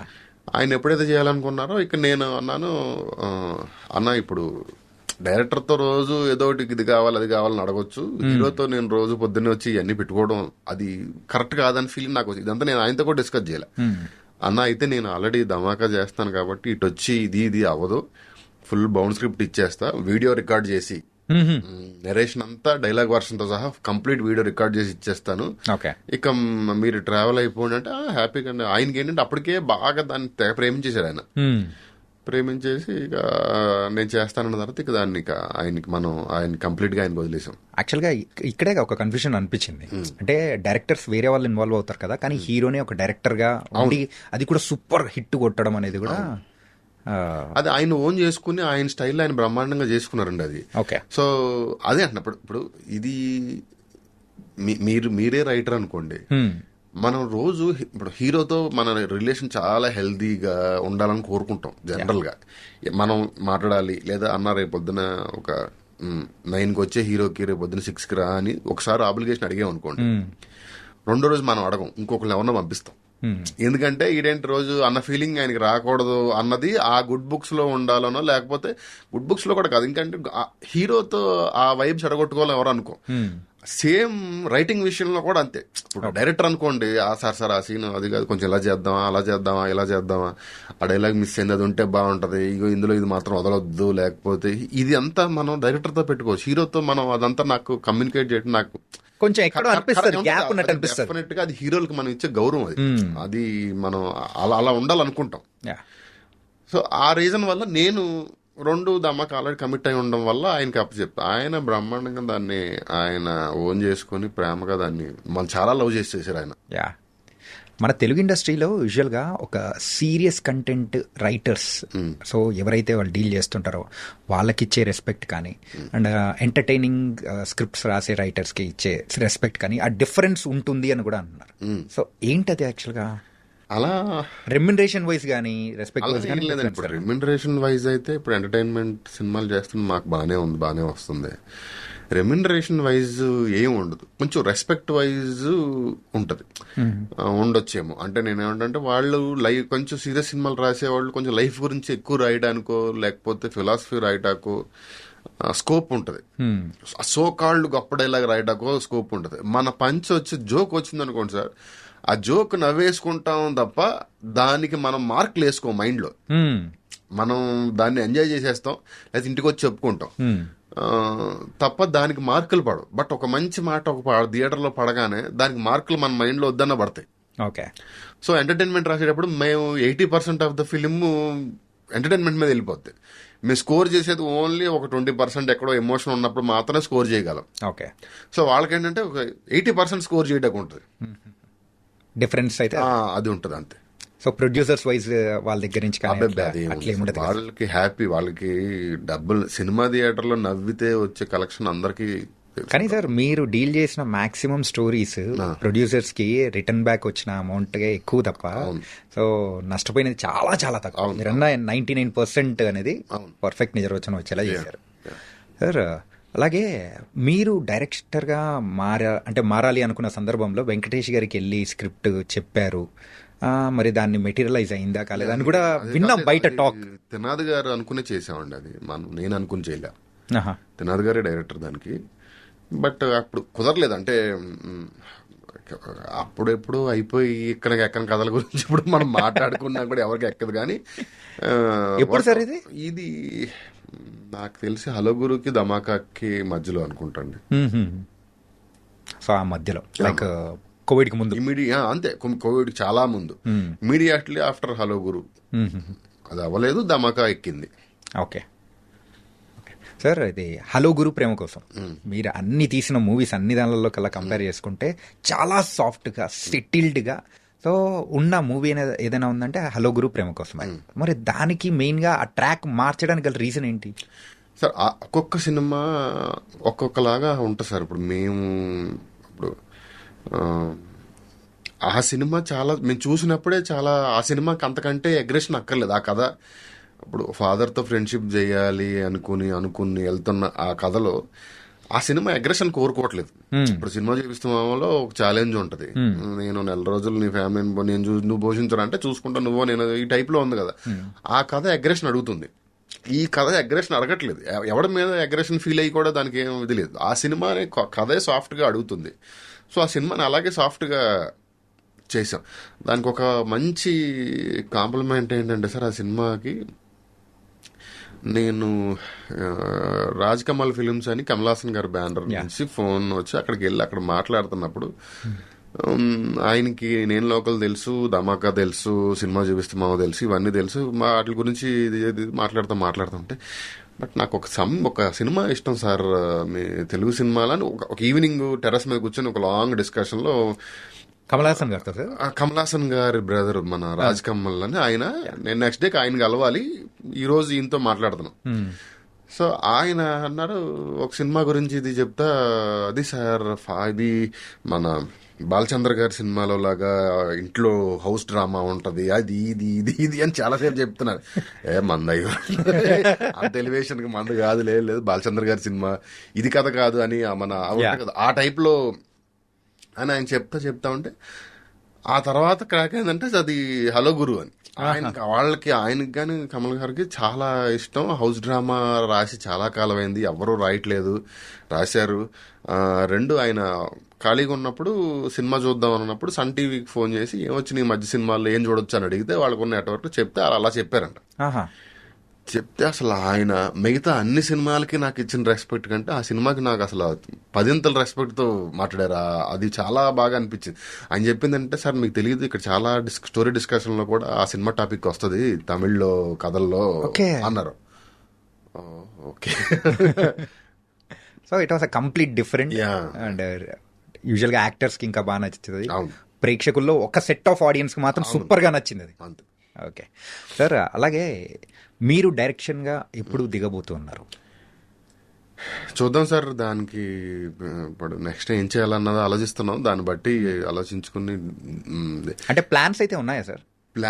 నేను సీరియస్ గా ప్లాన్ చేయను సార్. నాకు ఆ నిమిషం ఈ కథ మనం చెప్తే బాగుండు అనిపించిన రోజు చేద్దాం అన్నదే ఉంటది తప్ప ప్రత్యేకంగా ఏదో చేసేయాలి, ఆ కథ చేసేయాలి, ఈ కథ చేసేయాలి అట్లా ఆలోచించాను నేను. ప్లస్ అది మైండ్ లో ఉంటే ఈ చేసే పని ఫ్రీగా హ్యాపీగా చేయలేం. అంటే ఏంటంటే మీ దగ్గర ఆల్రెడీ ఆ డైరెక్షన్ డిపార్ట్మెంట్కి సంబంధించినది, ఒక డైరెక్టర్గా మీకున్న అబిలిటీస్ అనేది కూడా అన్నీ ఉన్నాయి. ఒక కెప్టెన్ ఆఫ్ ద షిప్ ఎలా అయితే హ్యాండిల్ చేయాలన్న క్రూని మొత్తం అది ఆల్రెడీ మీకు అంతా తెలుసు. అవును, సో అట్లాంటిది మీ దగ్గర నుంచి కూడా ఎక్స్పెక్ట్ చేస్తూ ఉంటారు కదా? చెయ్యాలి సమ్ టైమ్ వెరీ సూన్. ఇప్పుడు ఏమన్నా టాక్స్ ఏమన్నా? ఏం లేదు ప్రస్తుతానికి అయితే చాలా పీస్ఫుల్ గా ఒక 1 వీక్ కంగారుగా డిసిషన్లు తీసుకోకుండా కొంచెం పీస్ఫుల్ గా రెస్ట్ తీసుకొని ఆలోచించుకొని ఏం చేయాలి, ఎలా చేయాలి అన్నది ఆలోచించుకుని. And coming to the Mazaka sir, Mazaka movie frank చెప్పాలంటే అది చాలా మందికి నచ్చింది. మెయిన్ గా రివ్యూ రైటర్స్ కానీ వీళ్ళకి కానీ నచ్చకపోవడానికి వాళ్ళు అంటే ఇది బాలేదు, ఇది ఇట్లుంటది అని చెప్పేసి ఇట్లా రాసి మీరు విన్నప్పుడు కానీ సో మీకు అనిపించింది ఏంటి సార్? కంప్లైంట్స్ ఏం లేవండి. ఇప్పుడు అది కమర్షియల్ సినిమా కాబట్టి కమర్షియల్ సినిమాకి అలాగే ఉంటుంది. ధమాకా సినిమాని ఎవడు పోగొట్టారు సార్? 100 కోట్లు చేసింది అంతే కదా. ఇదంతా వదిలేసేయండి. RRR ని బాహుబలికి 2.5 ఇచ్చాము మనం ఇంకా మన వరల్డ్ లోకి సినిమాని తీసుకెళ్లి పెట్టిన సినిమాకి 2.5 ఇచ్చాం. మాది కమర్షియల్ సినిమాకి అసలు రివ్యూస్ ని పట్టించుకోకూడదు, చూడకూడదు. నేను ఈ సినిమాకి కాదు, అసలు రెండో సినిమా తర్వాత నాకు అర్థమైంది మన సినిమాలని ఎక్కుతారు, మనం దాన్ని అసలు పట్టించుకోవద్దు. సినిమా ఆడిందా లేదా, జనం నచ్చిందా లేదా, అది ఆ విషయాన్ని సీరియస్ తీసుకుంటాం. ఇక ఈ కమర్షియల్ సినిమాకి రివ్యూ రైటర్లు ఇక వాళ్ళు వదిలేయలే. ఆ మూవీ చూస్తూ ఉంటే భలే ఫన్ అనిపిస్తుంది సార్. ఈవెన్ ఫస్ట్ హాఫ్ అయినా సెకండ్ హాఫ్ అయినా, ఫస్ట్ హాఫ్ అయితే సెకండ్ హాఫ్ అయితే కొంచెం డౌన్ అన్నట్టు అనిపించినా గానీ సో ఆ మీటర్ కి తగ్గట్టు కరెక్ట్గా డీల్ చేశారు అనిపించింది. కానీ ఎక్కకపోవడానికి ఒక్కొక్క పర్సన్కి డిఫరెంట్ రీజన్స్ ఉంటాయి కాబట్టి can't say that. Sir, Anshu గారు మీకు అంత క్లోజ్ అవ్వడానికి ఏంటి రీజన్ ఏంటి సార్? ఆవిడకి ఫస్ట్ కథ నేనే చెప్పే సార్. పాయింట్ ఏంటంటే వెతికి మరి మీరు ఫస్ట్ పాయింట్ ఆఫ్ కాంటాక్ట్ నేనే. ఓకే. 2, నేను నైట్ ఇంట్లో ఏదో ఫోన్ లో ఇంటర్వ్యూలు చూస్తుంటే ఆవిడ కనపడింది. సడన్ గా లేచి కూర్చొని ఈవిడ్ని వెంటనే అది ప్రొడ్యూసర్ గారికి పంపించి, సార్ ఈవిడ ఎక్కడుందో పట్టుకోండి సార్ అని ఫస్ట్ ఆవిడని ఐడెంటిఫై చేసింది నేనే. సో ఆవిడతో మాట్లాడింది నేను. సో ఆవిడకి ఏంటంటే ఫస్ట్ పాయింట్ ఆఫ్ కాంటాక్ట్ నా నెంబర్ నుంచి ఆవిడకి ఫోన్ వెళ్ళింది, నా ఫోన్లో నుంచి వీడియో కాల్లో అని ఆవిడకి అదే ఉంది. సో ఏం అడగాలన్నా నా నుంచి అడగడం. మనకేంటంటే అప్పట్లో హీరోయిన్ మళ్ళీ మన దగ్గరికి వచ్చింది కాబట్టి మనం చాలా గౌరవంగా చూసుకోవాలి ఆవిడ ఇంటి దగ్గర ఉన్న ఫ్యామిలీ అన్నీ వదిలేసుకుని వస్తుంది అన్న దాంట్లో మనం చాలా కేరింగ్గా గౌరవంగా ఉంటాం. సో ఆ కంఫర్ట్ నాకు ఫస్ట్ సినిమా నుంచి అండి. సినిమా చూపిస్తున్నాం అప్పుడు కూడా అవిక వాళ్ళ మదరు ఫాదర్ లేకుండా ఒక్క రోజు కూడా ఆవిడ కెరియర్లో షూటింగ్ వెళ్ళా. ఫస్ట్ డే మా సెట్కి వచ్చిందండి. సెకండ్ డే నుంచి సినిమా అయిపోయేంత వరకు ఒక్క రోజు కూడా రాలేదు ఆవిడ. తర్వాత నాతో ఆవిడ అన్నది, వాళ్ళ మదర్ అన్నారు, ఆవిడ అన్నారు, ఎందుకోనన్నా నువ్వు ఉంటే మాకు బాగా అనిపించింది అని. సో ఆ రోజు కూడా నా ఫీలింగ్ ఏంటంటే నా కళని ఫుల్ఫిల్ చేయడానికి వచ్చిన ఒక హీరో, ఒక హీరోయిన్. ఓకే, వీళ్ళు లేకపోతే నా లైఫ్ ముందుకు వెళ్దు కదా అని అసలు వాళ్ళిద్దరిని డెమిగాడ్స్ లా చూసుకునేవాడిని. నాకు అప్పటి నుంచి అదే అలవాటు. హీరోయిన్స్ని కానీ హీరోస్ని కానీ నా దృష్టిలో నా కెరియర్ని ముందుకు తీసుకెళ్ళడానికి వచ్చిన వాళ్ళ ఫీల్ అవుతా. సో ఇప్పుడు ప్రతి వాళ్ళకి సార్ మనం బయట వింటుంటాం చూసారా, ఏంటిది హీరోయిన్ మీద క్రష్ ఉంటుంది, ఇది ఉంటుంది. నాకు అప్పటి వరకు ఉన్నా కూడా, అంతకు ముందు ఎప్పుడన్నా ఉన్నా కూడా అక్కడికి వచ్చేసరికి నేను వాళ్ళని వేరేలా ట్రీట్ చేస్తా. అది కొంతమందికి వీడు కొంచెం అతి చేస్తానని కూడా అనిపిస్తచ్చు. బట్ నాకు చాలా ప్రెషియస్ విషయం ఆ రోజుల్లో. ఇప్పుడు కొంచెం దాని తాలూకు మోతాదు తగ్గిన ఫస్ట్ సినిమాకైతే అది ఉంది.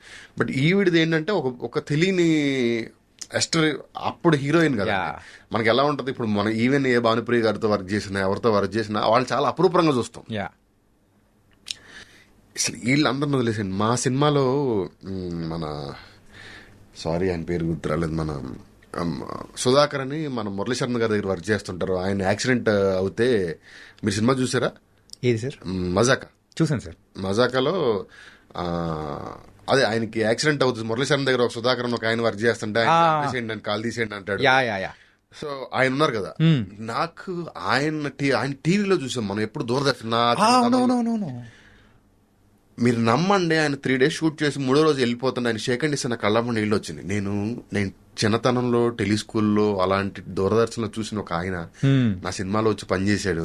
ఆయన నా వర్క్ అప్రిషియేట్ చేసి పెద్ద పెద్ద స్టార్స్ తో రోజుకి 5 లక్షలు, ₹1 కోటి, 2 కోట్లు తీసుకునే పెద్ద పెద్ద హీరోలతో చేసినప్పుడు కూడా అంత ఎమోషన్ రాదు.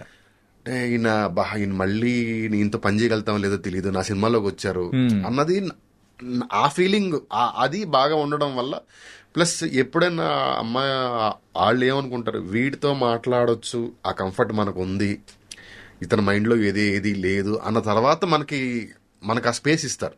ఈవెన్ అంశు గారితో కూడా నేను ఇంటర్వ్యూ చేసేటప్పుడు Prasanna is like a family member అనే ఆ టైప్ ఆఫ్ అఫెక్షన్ అనేది కూడా చూపిస్తే ఆవిడ దగ్గర నుంచి మాట్లాడుతుంటే వాట్ ఇస్ దిస్ అని మనకి ఇప్పుడు సందర్భం వచ్చింది కాబట్టి. సార్ మన మైండ్లో రెండో ఆలోచన లేదు అన్నది ఆడవాళ్ళు పట్టుకుంటే మనకి ఆ స్పేస్ ఇస్తారు. నేను కూడా మా వైఫ్ని తీసుకెళ్లి పరిచయం చేశా. మా పిల్లలతో ఆవిడ ఆడుకోవడం, మా ఫ్యామిలీ నుంచి ఆవిడకి ఏదైనా పంపించడం, ఆవిడ మా ఫ్యామిలీకి ఏదైనా పంపించడం. నేను వీడియో కాల్, మా వైఫ్ షూటింగ్లో ఉన్నప్పుడు వీడియో కాల్ మాట్లాడితే తను తీసుకుని ఆ ఫ్యామిలీ ఎన్విరాన్మెంట్ ఎప్పుడైతే వచ్చిందో అది మనం చాలా జెన్యున్ గా ఫీల్ అయ్యి అంతా ఫ్రెండ్షిప్ ఉంటుంది. నాకు అది చాలా హ్యాపీగా అనిపిస్తుంది. ఆ స్పేస్ ఇవ్వడంలో నాకు హ్యాపీనెస్ ఉంటుంది. Okay, it was nice sir. మీరు అంత అపురూపంగా చూసుకుంటుంటే బాగా అనిపించింది, చాలా హ్యాపీగా అనిపించింది. మళ్ళీ ఏంటంటే అప్పుడెప్పుడో చూసిన హీరోయిన్ మళ్ళీ తీసుకురావడం కానీ ఆ ఫ్యాక్టర్స్ కూడా చాలా చక్కగా పనికొచ్చాయి. అంటే సార్ మీ దగ్గర నుంచి ఈ అర్జున్ రెడ్డి అండ్ కొన్ని కంప్లీట్ కమర్షియల్ ఆస్పెక్ట్స్ తో ఉన్న ఒక సీరియస్ మూవీ ఏమన్నా ఇట్లాంటి ఎక్స్పెక్ట్ చేయొచ్చా? చెయ్యాలి సార్, చాలా చెయ్యాలి, చూడాలి. అది మనం మాటలు చెప్పడం కంటే చేసుకుంటూ వెళ్తే బెటర్. బట్ డెఫినెట్గా చెయ్యాలి. అంటే కమర్షియల్ ఆస్పెక్ట్లో మెయిన్గా కొన్ని లెక్కలు ఉంటాయి కదా చూడండి, సాంగ్స్ అని లేకపోతే ఇవన్నీ పక్కన పెట్టేసి, సో మెయిన్ గా ఏంటంటే ఆ స్టోరీ అని చెప్పేసి సీరియస్ సబ్జెక్ట్. అవును, ప్రసన్న గారి దగ్గర నుంచి వస్తుందా అసలు? ఉంది సార్. ఒకటి డెఫినెట్ గా ఒకటైతే ఆల్రెడీ విలేజ్ సినిమా ఒకటి, నాకు తెలిసి సినిమాలో ఒక్క జోక్ కూడా ఉండదు, నాకు తెలిసి లేదు అనుకుంటా సార్. అన్యాయం చేయండి కానీ సార్, మరీ అంత అన్యాయం వద్దు సార్. సినిమానే అలాంటిది, ఓకే, ఆ కథే అలాంటిది. సో అలాంటిది ఒకటి జరుగుతుంది, చూద్దాం ఇమీడియట్ గా. ఓకే సార్, ఒకప్పుడు మన తెలుగు ఇండస్ట్రీలో రైటర్స్ అనేటప్పటికీ ఎవరైనా కానీ టాప్ రైటర్స్ ఉన్నా వాళ్ళ దగ్గర వర్క్ చేసే రైటర్స్ సుమారు ఒక 5-6 మెంబర్స్ అట్లా ఉండేవాళ్ళు, ఒక గ్రూప్ ఆఫ్ పీపుల్ టైప్లో. కానీ ఇప్పుడు రాను ఆ ఒక ట్రెడిషన్ అనేది కూడా తగ్గిపోతూ ఉంది. సో ఎందుకు అంటే రైటర్స్గా రావడానికి ఆ స్కేర్ సిటీ అనేది కూడా ఉందా, లేకపోతే ఏంటి మెయిన్గా? రైటర్స్ మీరు అబ్జర్వ్ చేస్తే sir, writers even music directors కూడా చాలా తక్కువ మంది. అట్లీస్ట్ స్టార్ మ్యూజిక్ డైరెక్టర్ పెద్ద సినిమాలకు మనకి మ్యూజిక్ చేయాలంటే తమన్ గారు, దేవి గారు, ఇప్పుడు భీమ్స్ గారు వచ్చారు. భీమ్స్, యా, వాళ్ళు కూడా సరిపోవట్లేదు మనకి. మనం పెద్ద పెద్ద సినిమాలకు కూడా వాళ్ళు సరిపోక కొత్త వాళ్ళని ట్రై చేయటం, వేరే లాంగ్వేజ్ లోంచి ట్రై చేయటం, లేకపోతే చిన్నాళ్ళల్లో ఎవరో ఒకరికి ఇవ్వటం, బ్యాక్గ్రౌండ్ స్కోర్ ఒకరికి ఇవ్వటం, మ్యూజిక్ ఒకరికి ఇవ్వటం సరిపోవట్లా. స్కేర్ సిటీ నాకు సంబంధం లేదు, మ్యూజిక్ డైరెక్టర్స్ లో కూడా ఉంది. ఎందుకంటే దాన్ని ప్రాపర్ ప్రొఫెషన్ లాగా తీసుకొని నేర్చుకొని చిన్నప్పటి నుంచి దాని మీద లైఫ్ చాలా వస్తుంది, కొంచెం తగ్గుతుంది. రైటింగ్ వైజ్ కూడా ఇవాళ రేపు రైటింగ్ అనేది వస్తే డైరెక్టర్ అవ్వాలన్న ఆలోచన ఉన్న వాళ్ళే మెజారిటీగా ఉంటున్నారు. సో రైటింగ్ ఒక ప్రొఫెషన్ లా తీసుకోవాలి అన్నది నాకు తెలిసి ఆల్మోస్ట్ నిల్లో ఉంది. But end of the it's a craft. మనం ఇప్పుడు ఇంకోటి ఏమవుతుందంటే సార్, మనం దాన్ని రైటర్ ప్రొఫెషన్ ని మనం ఎలివేట్ చేయడం మొదలు పెడితే వచ్చే వాళ్ళకి కూడా ఇంట్రెస్ట్ ఉంటది. రైటర్ అనేవాడు చాలా తక్కువ ఇప్పుడు ఇండస్ట్రీలో. మీకు తెలిసి ఒక 4 మంచి రైటర్లు చెప్పండి అంటే 2-3 దాటి తర్వాత మీకు పేర్లు కూడా గుర్తురావు. అంటే ఇంత 400 సినిమాలు సంవత్సరానికి ప్రొడ్యూస్ చేసి ఒక ఇండస్ట్రీలో 3-4 దాటి మనం పేర్లు చెప్పలేకపోతున్నాం అంటే ఎంత ఇదిలో ఉన్నాం చూడండి. ఒక్క కంప్లైంట్ ఒకటి ఉంది సార్ నాకు. ఏంటి సార్? ఫిల్మ్ ఫేర్ లాంటివి పెద్ద పెద్ద అవార్డు ఫంక్షన్స్ లో రైటర్ల పేర్ల మీద అవార్డులు లేవు సార్. నాకేం ఇంట్రెస్ట్ ఉంటుంది అసలు? ఒక రైటర్ పెన్ను పెట్టింది ఏ సినిమా స్టార్ట్, ఒక ప్రొడ్యూసర్, ఒక హీరో, ఒక డైరెక్టర్ ఎవరు కలగన్నా సినిమా మొదలవదు. ఒక రైటర్, అది డైరెక్టర్ అవ్వచ్చు, రైటర్ అవ్వచ్చు. ఒక రైటర్ ఓం పెట్టి కథ రాయడం మొదలు పెట్టకపోతే, సీన్ నెంబర్ 1 అని స్టార్ట్ చేయకపోతే ఏ సినిమా మొదలవ్వదు, ఏ సినిమా లేదు. అలాంటిది ఒక రైటర్కి ఏ అవార్డు ఫంక్షన్లోనూ అసలు అవార్డు కేటగిరీయే లేదు. ఎక్కడి నుంచి వస్తారు కొత్త రైటర్లు? ఆ క్రాఫ్ట్ నేను తీసుకోవాలి. ఇప్పుడు ఎవరో ఒక రైటర్కి ఒక కథకు ఒక అవార్డు వచ్చింది అనుకోండి సార్, చూసి మనకు ఇప్పుడు అవార్డులు ఎందుకు ఇస్తారు? ఇన్స్పిరేషన్, మనలో జోష్ నింపడం కోసం, కింద ఉన్న వాళ్ళందరికీ నేను ఆ ప్లేస్ తీసుకోవాలన్న కోరికను పెంచడం కోసం ఇచ్చేదే అవార్డు. అవును, వాళ్ళు ఇచ్చే అవార్డులో కానీ ఇచ్చే మనీలో కానీ ఇది లేదు, దాని తాలూకు గౌరవంలో ఉంది. ఇప్పుడు ఆ గౌరవమే బయట ఎక్కడ లేదు అన్నప్పుడు నేను ఎందుకు తీసుకుంటాను? ఆ క్రాఫ్ట్ నేను ఎందుకు తీసుకోవాలి? అంటే మెయిన్గా ఇంత తక్కువ మంది ఒక రైటర్స్గా ప్రొడ్యూస్ అవ్వడానికి, అంటే రైటర్స్గా తయారవడానికి రీజన్ ఏంటంటే మెయిన్ ఇలా అవార్డ్స్ కానీ అప్రిసియేషన్స్ కానీ ఏం లేకపోవడం కానీ గౌరవం. ఇప్పుడు ఒక రైటర్ పెన్ ఫుల్ స్టాప్ పెట్టిన తర్వాత రాయడం అతని పని అయిపోయిన తర్వాత మిగతా యూనిట్ 23 క్రాఫ్ట్స్ పని అప్పుడు మొదలవుద్ది. అవును, ఓకేనా? ఇతను చివరికి వచ్చేసరికి సైడ్ లైన్ అయిపోతాడు. Out of frame is out of mind అన్నట్టు ఇతను ఎక్కడికో వెళ్ళిపోయి ఉంటాడు అతను. సో గుర్తింపు వైజ్ కూడా అప్పుడెప్పుడో పనిచేసిన గుర్తించడం ఒకటి కష్టం అవుతుంది, గుర్తింపు కష్టం అవుతుంది. అతని గురించి మీరు ఏ ప్రిలీజ్ ఈవెంట్ చూసినా ఒక స్టోరీ రైటర్ గురించి మాట్లాడడం మనం అసలు చూడం.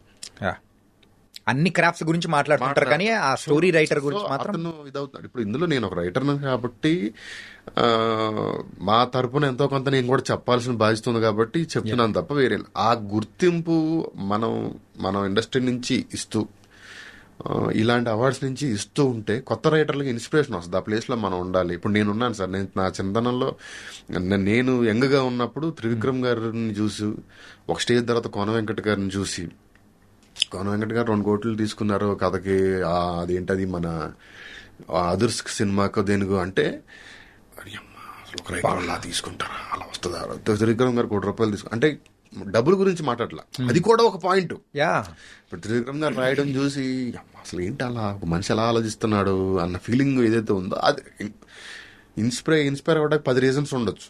బట్ అలాగా ఇన్స్పైర్ చేయడానికి ఒకళ్ళిద్దరు పేర్లు ఉండేవి, అది ఉండేది. ఇప్పుడు అది లేదు, అది అలాగా మనం అంతలాగా గౌరవించేలాగా లేకపోయేసరికి కొంచెం ఆ ప్రొఫెషన్ తీసుకోవడానికి ఇబ్బంది పడుతున్నారు, లేకపోతే అంత ఇంట్రెస్ట్ చూపించట్లేదేమో నా ఫీల్. అంటే ఇప్పుడు రాను రాను కూడా ఎవరైతే రైటింగ్ అంటే స్టోరీస్ ఎవరైతే రాస్తున్నారో వాళ్ళే డైరెక్టర్స్ గా అనేది కూడా మారుతున్నారు కదా సార్.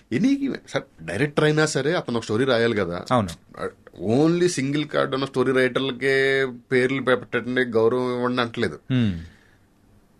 ఇప్పుడు ఒక డైరెక్టర్ ఉన్నారు సార్, ఆ డైరెక్టర్ సందీప్ రెడ్డి వంగ, ఆయన కథ ఆయన రాసుకున్నారు. ఆయనకి డైరెక్టర్ గాతో పాటు స్టోరీ రైటర్ గా కూడా ఒక అవార్డు వచ్చింది అనుకోండి సార్. తర్వాత స్టోరీ రైటర్ రాసే వాళ్ళకి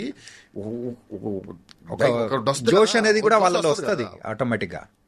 ఓకే, నిజం సార్, అది లేకపోవడం వల్లే ఆ కేటగిరీ అనేది కూడా తక్కువ తీసుకుంటారని కూడా అనిపిస్తుంది. అంతే కదండి, ఇప్పుడు మనం పేరు కోసం గౌరవం కోసం వస్తాము, ఆ పేరు గౌరవం రావట్లేదంటే ఆ క్రాఫ్ట్ లోకి ఎందుకు వెళ్తాం మనం? వెళ్ళాం, అదే జరుగుతుంది ఇక్కడ అంతే. ఓకే సార్, ఒక్కసారి మనము స్టార్టింగ్ ఆఫ్ యువర్ డేస్ మెయిన్గా సినిమా ఇండస్ట్రీలోకి రాకముందు, సో జబర్దస్త్ కంటే ముందు జెమినీలో ఒక షో కోసం ఇట్లా ట్రై చేయడం కానీ, సో ఇవన్నీ చేసుకుంటూ ఇట్లా వచ్చారు.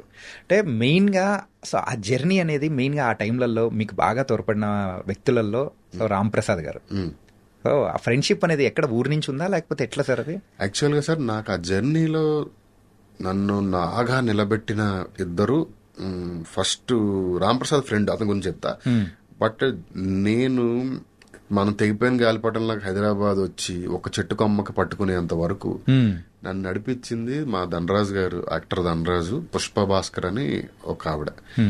వాళ్ళిద్దరూ నన్ను అసలు సొంత కొడుకుని కూడా ఎవరు అంతలాగా ప్రమోట్ చేయరు. అంత రేంజ్ లో నన్ను వెళ్ళిన ప్రతి చోటకి మావోడు మావోడు మావోడు మావోడు మావోడు మావోడు అని చెప్పి చెప్పి చెప్పి నాకు ఏ ఇష్యూ వచ్చినా కూడా అసలు మా ఇంట్లో మా మమ్మీ డాడీని ఎలా అడిగి నేను డబ్బులు తీసుకుంటానో అంత చనువుగా నాకు ఏ అవసరం ఉన్నా సరే నాకు పిలిచి ఇంటికి తీసుకొచ్చి ఇచ్చి అంత నన్ను సపోర్ట్ చేసి నన్ను నేను వచ్చి సెటిల్ అయ్యేంత వరకు నన్ను నిలబెట్టింది మాత్రం వాళ్ళిద్దరు, రాజు గారు, పుష్ప గారు.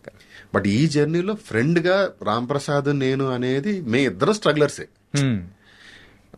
మేమిద్దరం కలిసి మాట్లాడుకోవటం, కలిసి తిరగటం, కలిసి కలగడం, ఏదో చేయాలని ఒక ఇద్దరు రూమ్మేట్స్ ఎలా ఆస్పైరింగ్ రూమ్మేట్స్ ఎలా ఉంటారో అలాంటి ఒక మోరల్ సపోర్ట్ మీ ఇద్దరం ఒకరికొకళ్ళు ఆడేదవుతాడు నేనేదో అవుతాను ఈ టైప్లో ఇద్దరం ఉండేవాళ్ళం. బట్ నాకు ఆ టైంలో మాత్రం నిలబడింది మాత్రం వాళ్ళిద్దరు. Okay, nice sir. అంటే ఆ జబర్దస్త్ నుంచి మెయిన్గా ఆ బయటికి వచ్చి రావడానికి ద రీజన్ ఏంటి సార్? మనం జబర్దస్త్ కోసం రాలేదు సార్ ఇండస్ట్రీకి. మనం సినిమా కోసం వచ్చాం. జబర్దస్త్ అనేది ఒక ప్లాట్ఫామ్, నాకు ఒక ఎక్స్కలేటర్ లాగా.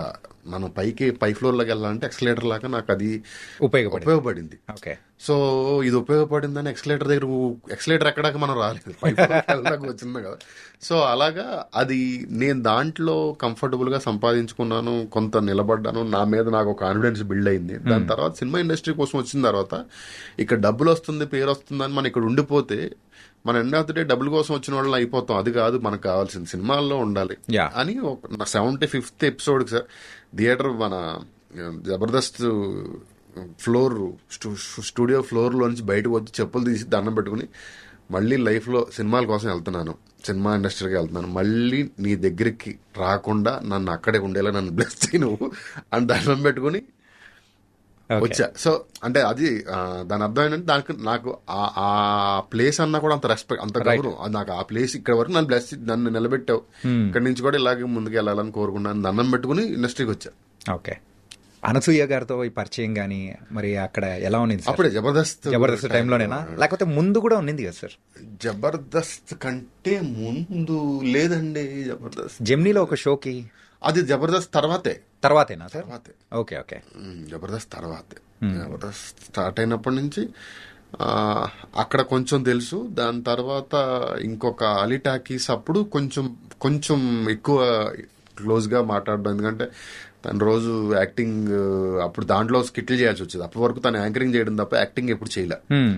సో ఫస్ట్ టైం రోజు వచ్చి నా దగ్గరికి వచ్చి మాట్లాడుకొని ఇలా రిహార్సల్ చేసుకొని ఇలా ప్రాక్టీస్ చేయడంలో ఒక పరిచయం ఇది. మా ఇద్దరి మధ్య ఒక వామ్ ఫ్రెండ్షిప్.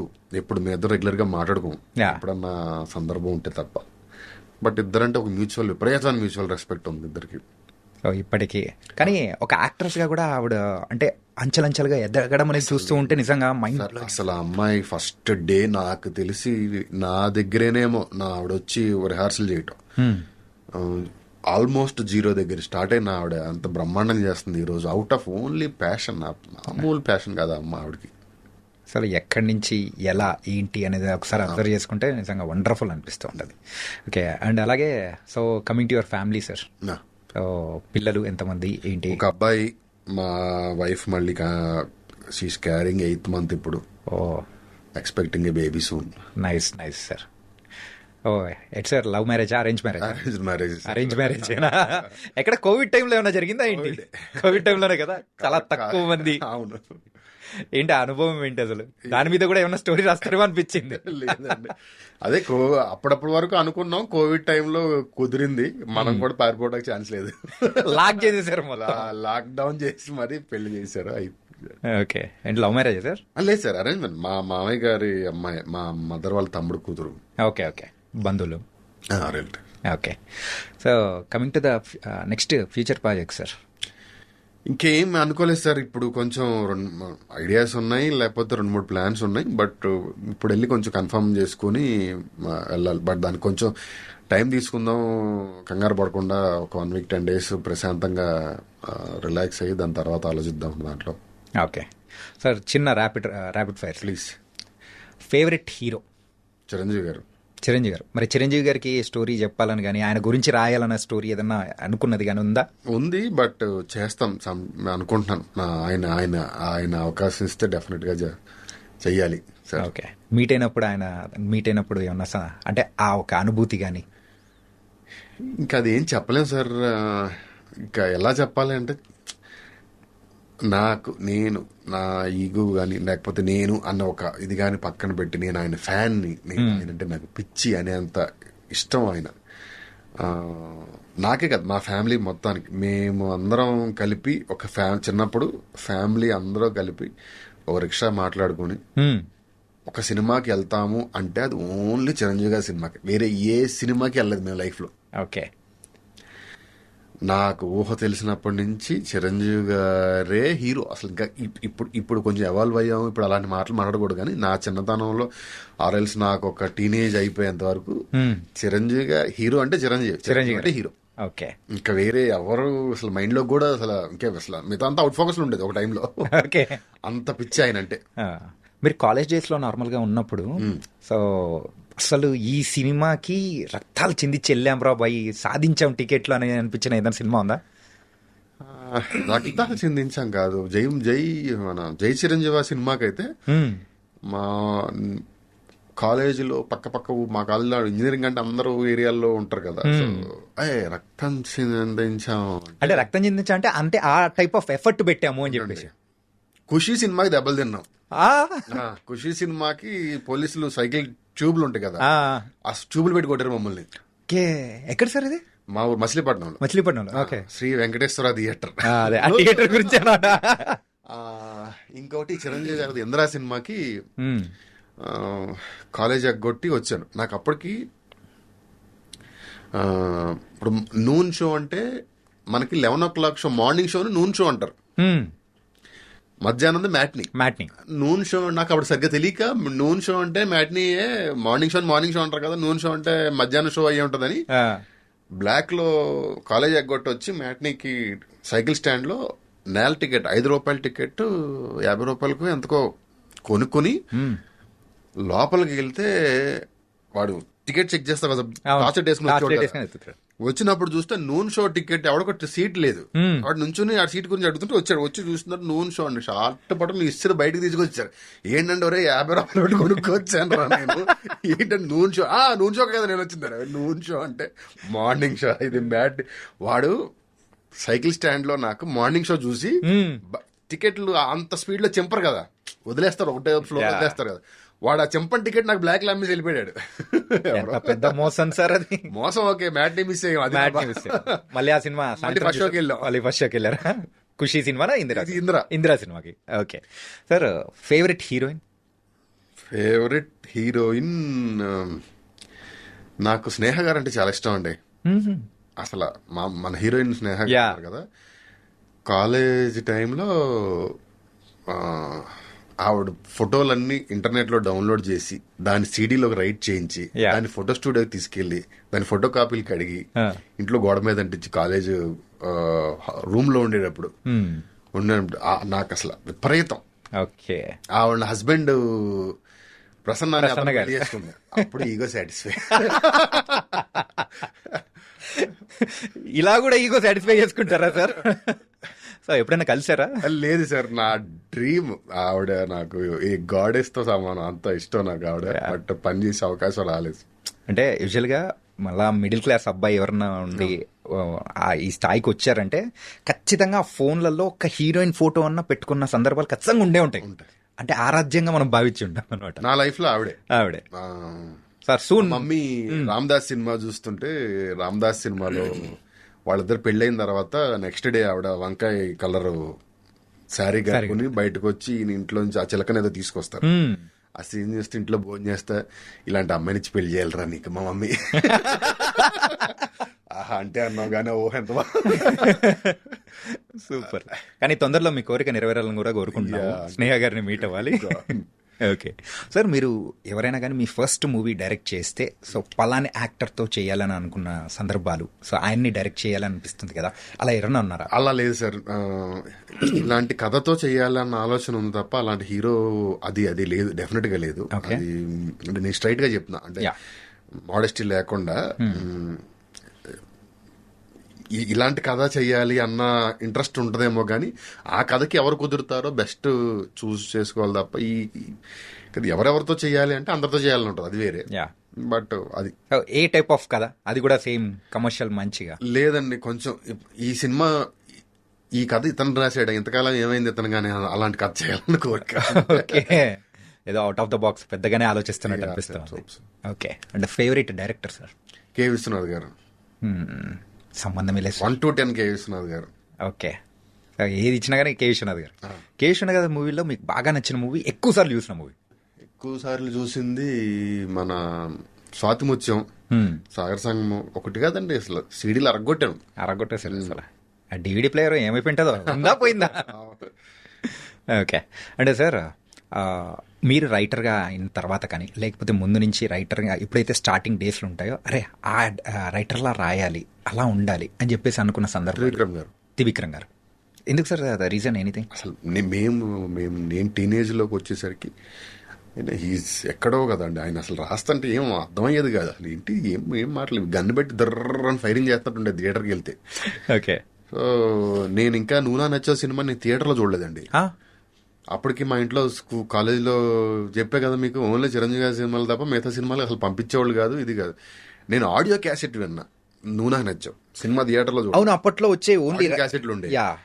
ఆడియో క్యాసెట్ పెట్టి చూస్తుంటే అందులో మన సుహాసిని గారి డైలాగులు, క్లైమాక్స్ లో డైలాగులు, ఇవి అవి అసలు ఏంటంటే ఎవడే అప్పటి అసలు కరెక్ట్ గా చెప్పాలంటే ఎవడరా ఇడు అలా మాట్లాడుకుంటాం అలా.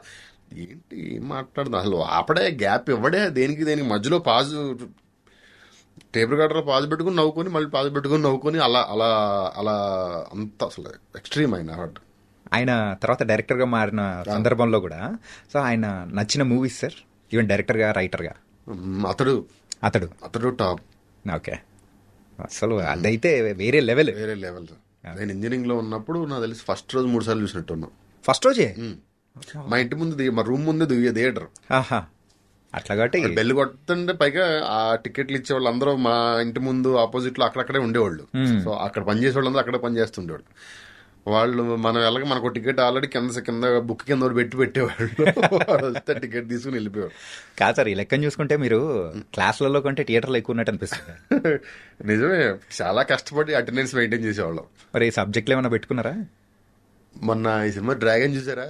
చూసా ఏంటి 48? 48 లేదు సార్, 18 లాస్ట్ సెమ్ లో 18 క్లియర్ చేసాం ఒకటేసారి. అయ్యా దేవుడు అయ్యా. 4-2లో ఆ, మా ఇంట్లో వాళ్ళు తెలియదు, వీడికి ఎన్ని ఉన్నాయని కూడా తెలియదు. ఇప్పటికప్పుడు అయిపోయినాయి అని చెప్తుండేవాళ్ళం. But end of the day అయిపోయేసరికి అన్ని అయిపోతే తెలిసిపోద్ది కదా, అప్పుడు తెలుస్తుంది. అవును. సో 18 రాసాం ఒకటేసారి. 18 ప్లస్ 2 4-2 ఎగ్జామ్స్, 2 4-2 ప్లస్ బ్యాక్లాగ్స్ 18, 20. పొద్దున ఒకటి రాస్తే మధ్యాహ్నం ఒకటి రాయాలి, పొద్దున ఒకటి రాస్తే మధ్యాహ్నం ఒకటి రాయాలి. అన్ని లేచాం. ఆ, ఇందులో హైలైట్ ఒకటి చెప్తా. ఆ, అప్పటికి మాది ట్రిపుల్ ఈసీకి బ్రాంచ్ గొడవలు ఏవో చిన్న చిన్న జరుగుతుండే. ఉమ్, సో వాళ్ళకి మేమంటే పడేది కాదు. ఓకే. సో ఎగ్జామ్ రాస్తున్నప్పుడు 2 క్వశ్చన్లు రాశాను. ఉమ్, రాసిన తర్వాత ముందు బెంచ్ వాడిని ఎరేజర్ అడిగా, ఆ, అప్సరా ఎరేజర్, దానిపైన కవర్ కూడా. వాడు ఎరేజర్ ఇచ్చాడు. ఎరేజర్ వాడి దగ్గర తీసుకున్న మా ఈసీ న్యూజిలేటర్ వచ్చింది మాకు. ఓకే. వచ్చాక ఆవిడ ఎరేజర్ తీసుకుని ఆవిడ పెట్టి రాస్తా ఉంటే ఆవిడ వచ్చింది, ఏం తీసుకున్నాడు దగ్గర నుంచి అని. ఎరేజర్ అండి అని. ఎరేజర్ కాదు ఏదో తీసుకుంటే, ఎరేజరే మేడం తీసుకుంటే తీస్తే వాడు నిన్న ఎగ్జామ్ కి కాపీకి 2 ఫార్ములాలు రాసుకొచ్చాడు దాని మీద. అది పెన్సిల్ తో రాస్తాం కదా, ఎరేజర్ రాసి దాంట్లో పెట్టి తెచ్చాడు.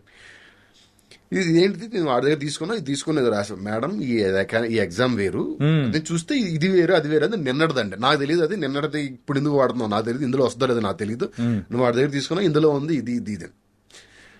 అంటే అసలు నేను ఉన్న ప్రెషర్కి 18 పాస్ అవ్వాలి, అసలు నిద్ర పొద్దున్న మధ్యాహ్నం తేడా లేకుండా రాస్తున్నాం.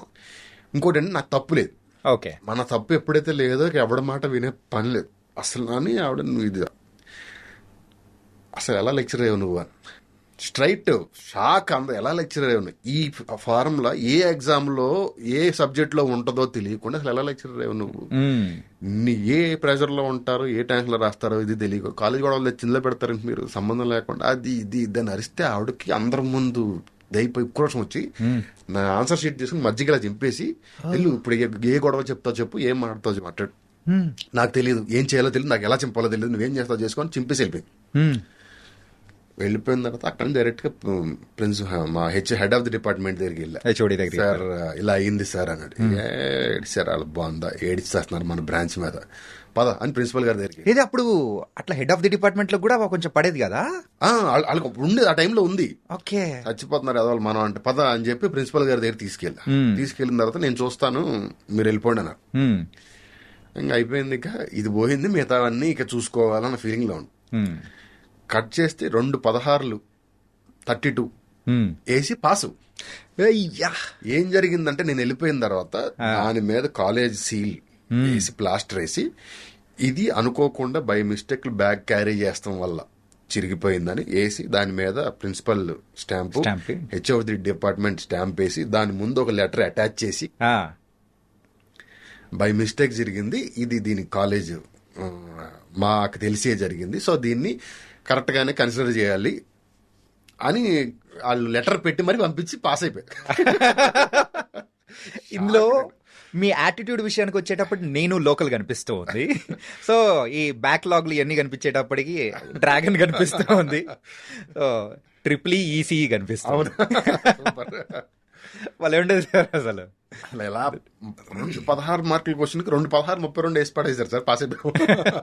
అంటే అది ఇంజనీరింగ్ అయిపోయిన తర్వాత ఇమీడియట్ అంటే ట్రిపుల్ కి సంబంధించిన జాబ్స్ గానీ సాఫ్ట్వేర్ గానీ ఇన్ఫోటెక్ లో చేశాను, చేశాను, చేసి తర్వాత మానేసి ఇందులో. ఏంటి సార్ ఫస్ట్ శాలరీ ఎంత? తక్కువేనండి, ఎంత అప్పుడు 22 ఎంత ఉండేది సార్. ఆ రోజుల్లో 22 అంటే తక్కువ సార్. ఏంటి సార్ ఈ రోజుల్లో తక్కువ, ఆ రోజుల్లో అయితే వావ్ అనిపించేలా ఉంటది. It was very very nice sir. అంటే బోల్డ్ అండ్ సంగతులు అనేది కూడా మాట్లాడుకున్నాం. అండ్ ఒక engineering student, so trained as a writer and also now you are going with an good flow. And మాకు మంచి మంచి ఎంటర్టైనింగ్ మూవీస్ అనేది కూడా ఇవ్వడం చాలా సూపర్ గా ఉంది sir journey Kali. Thank you అండి. Wonderful, and thank you so much for coming here. My pleasure sir. Thank you sir.